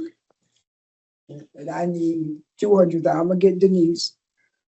So Yeah, that's how I look at it. So if you ask me for money, you got to do like every department head that came in to show and justify to me why you need it. And just because we said we need to set it up, we need to set it up right. Okay, and I haven't seen no figures come before the budget committee justifying why we should say, well, we're going to put $500,000 there just to be safe. For what? Denise? well, I just look at it like this here. We're at budget time right now. So where was this at in February? You know, why wasn't this brought to our attention then? Why you didn't go to the budget committee before they started their budget? You know, so that people would be expecting something like this to come. And You everybody know, knew this, Denise. Everybody knew that it was set up in whatever it was. Yeah, Those individuals that were interested I didn't see this. should have went out and got it. Yeah, Okay. I didn't see this. I'm gonna let Galen, I'm gonna let Galen. And my other thing, what I have to say is Go ahead, Denise. that I don't really feel that this should be at this table at this point in time. I don't feel that. I've been to many, many budget meetings. I've sat on budget many, many years, and I have never seen anything come to the table like this here while we was in this budget process. I have seen us have to change numbers, do other lines, but nothing come to the table here. You know, and again, if this is something that was produced, I am just gonna say to everyone here, I would like for you to remember that I am legally blind and a lot of things I don't see, and a lot of times hearing it is much better to me Right. than trying to see it. You know, so you also gotta make some accommodations for those of us, or for me, that is disabled with a visual impairment, because I'm still sitting here as a council person. Yes. Marie, So I do need to say that. I just want to read what's in the charter because there was debate over this.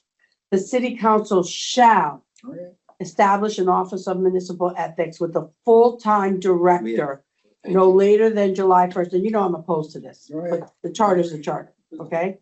Then it says the office of municipal act shall be provided with an adequate space for its operation and shall be supplied with equipment, incidentals, and a budget necessary for the proper discharge of its duties. The office of the shall ensure compliance with all financial, blah, blah, blah.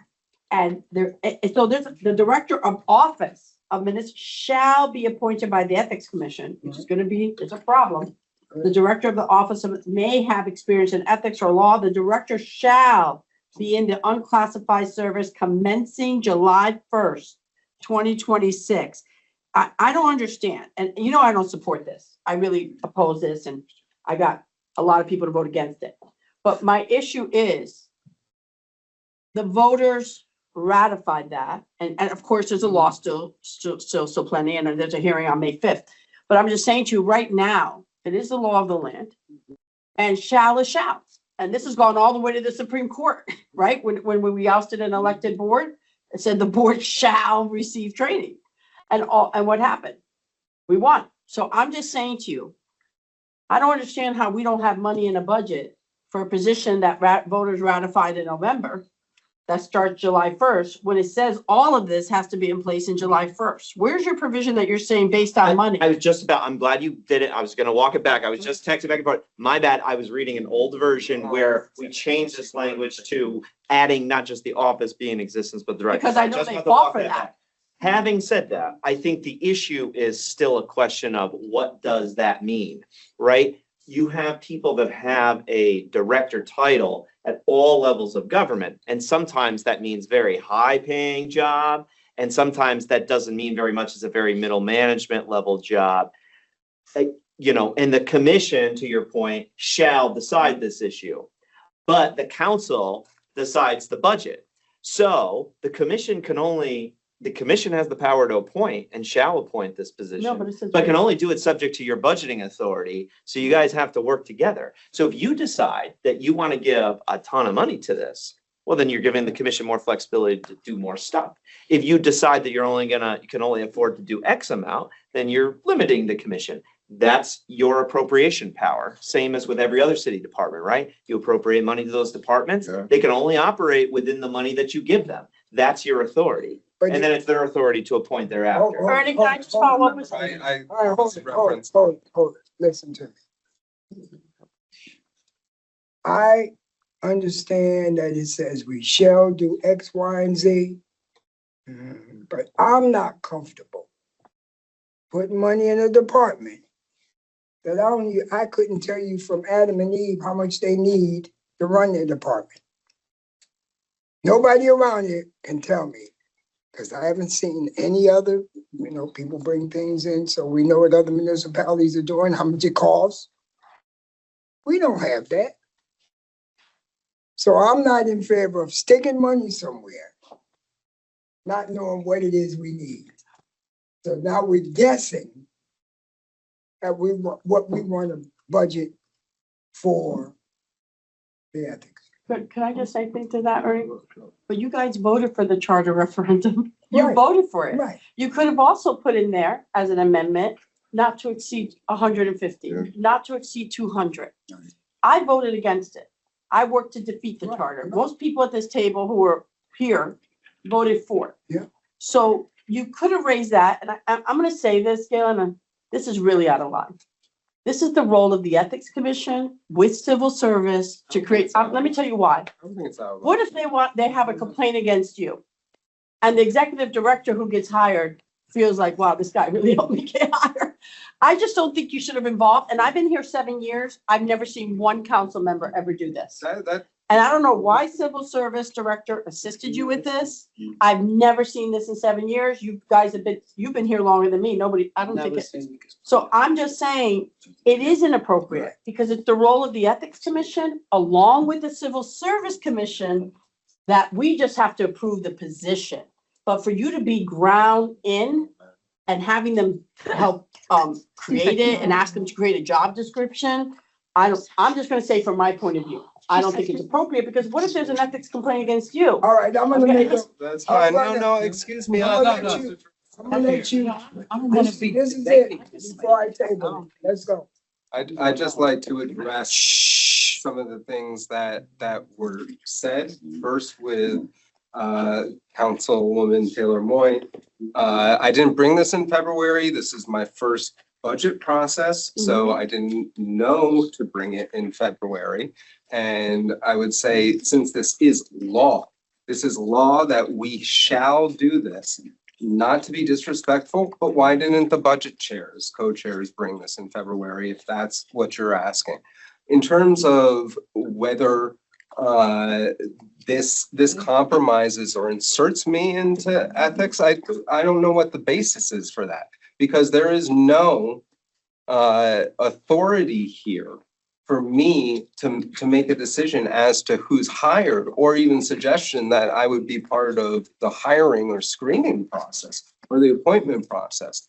As to Councilman Newton's point about we don't know how much the department, I'm not asking us to allocate funds for the department before there is a director. What I'm asking us to do is to determine, using the salary ranges, what we think the appropriate salary range should be for this position and asked civil service to draft something, draft a process, because there are gaps in it. That is the job of the city council. And just because it hasn't been done in 7 years doesn't mean that it's inappropriate. It just means that this council hasn't taken those actions that are under our purview. There is absolutely nothing wrong with me going to the personnel director and saying, this is a law.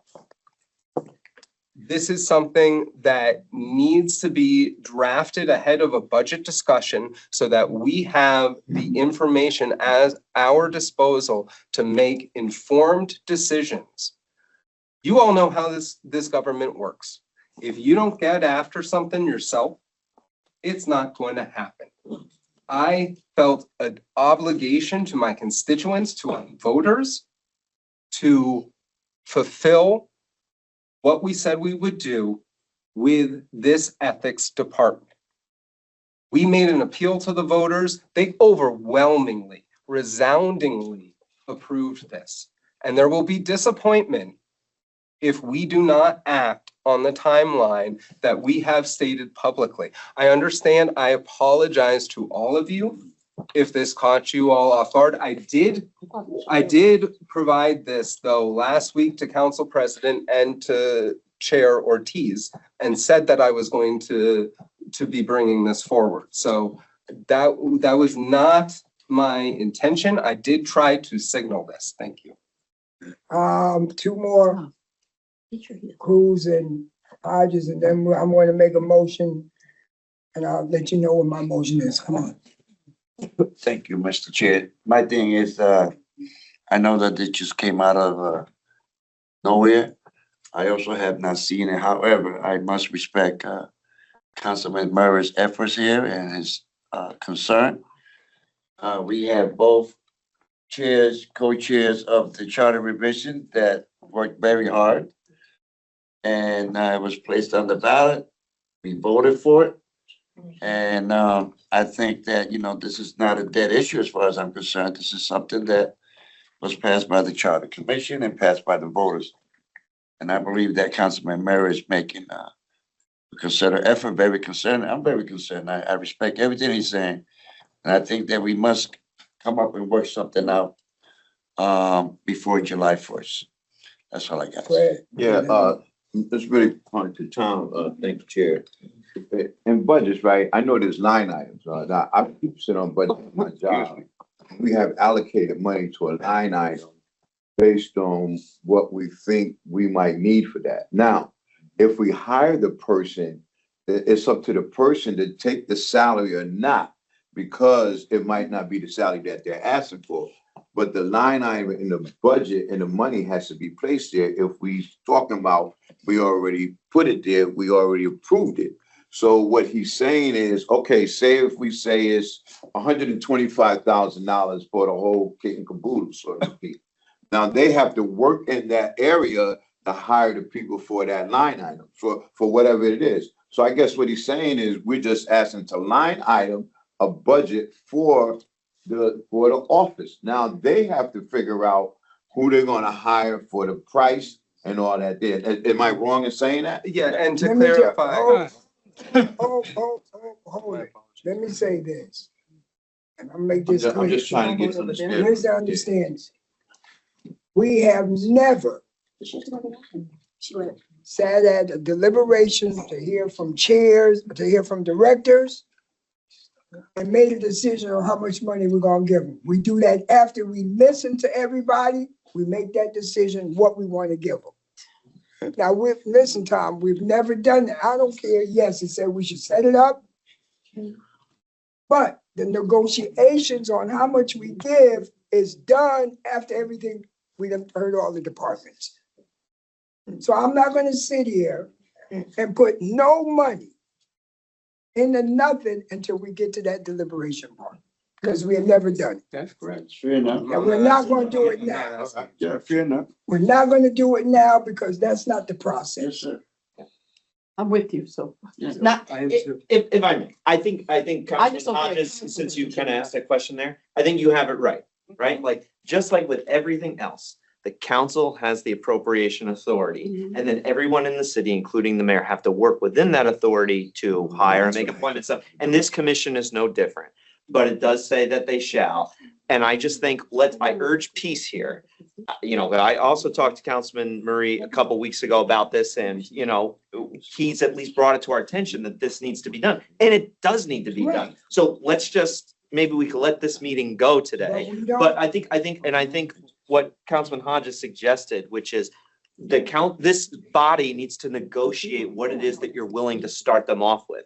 And maybe it's a trusting process. You know, maybe over time it will evolve and you just start with something to get them going.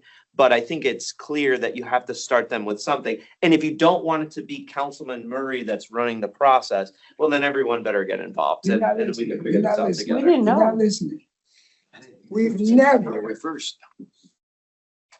gone through the budget process where we bring people in and make the decision what we're gonna give them.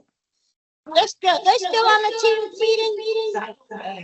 We listen to what they have to say. We listen to what they have to say. Yes. We listen to what they have to say, Yeah.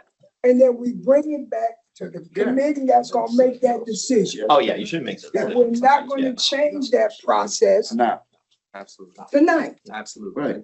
I agree. I'm not gonna do it because that's not the process we go by. that's true. Absolutely. Well, Yep. can I just say one thing and then I'm done? And then it's over. After this, I'm gonna move that we table this. New positions are created through the executive branch, right? They have to fill all the This is recs. different, though.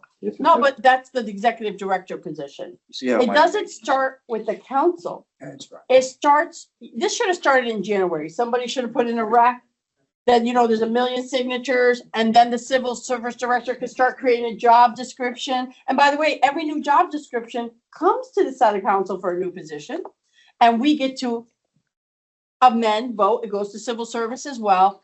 What I don't like is why a council member was But he getting this already- done. he already I have a explained that. problem We're with not even that. gonna do that again. Okay, but that's not how it's done. We've also been joined by a council president who is somewhere, Jeanette's there?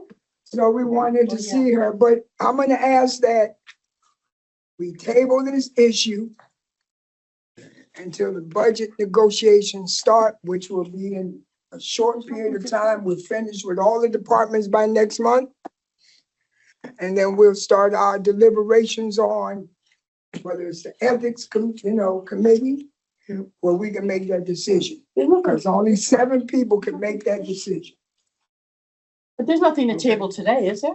Well, we had brought this before us. Yeah. we table it. So we just table this here because this has, the descriptions and other things in it. So we're not gonna make that decision tonight, putting money somewhere that will listen to the departments. So we don't have a department of ethics yet. So we don't have that yet, but we will. And we got until July. Got until July to do it. Well, so can I answer that through the chair? If you look at this Come on, y'all. package, Go ahead. we don't have until July because this is about a 4-month process that we're behind on. So again, Through the chair, just point of order. Budget doesn't take effect till July 1st. No money can be spent till July 1st. No That's right. process can start till July No, 1st. No not matter what even- the charter says. recruitment, No. The No charter position yet. charter doesn't allow for budgetary appropriations to be implemented, for a position in the budget to be implemented That's right. until the budget's adopted and effective. That's the way That's the it's state law. state law. So whatever the charter question was, maybe it wasn't worded well. But that's I the voted against. budgetary law of the state. All right, can I get a motion to adjourn, please? Second. Third. It's been moved and properly second. All those in favor? Aye. Any opposed? Have a good night. I need a drink.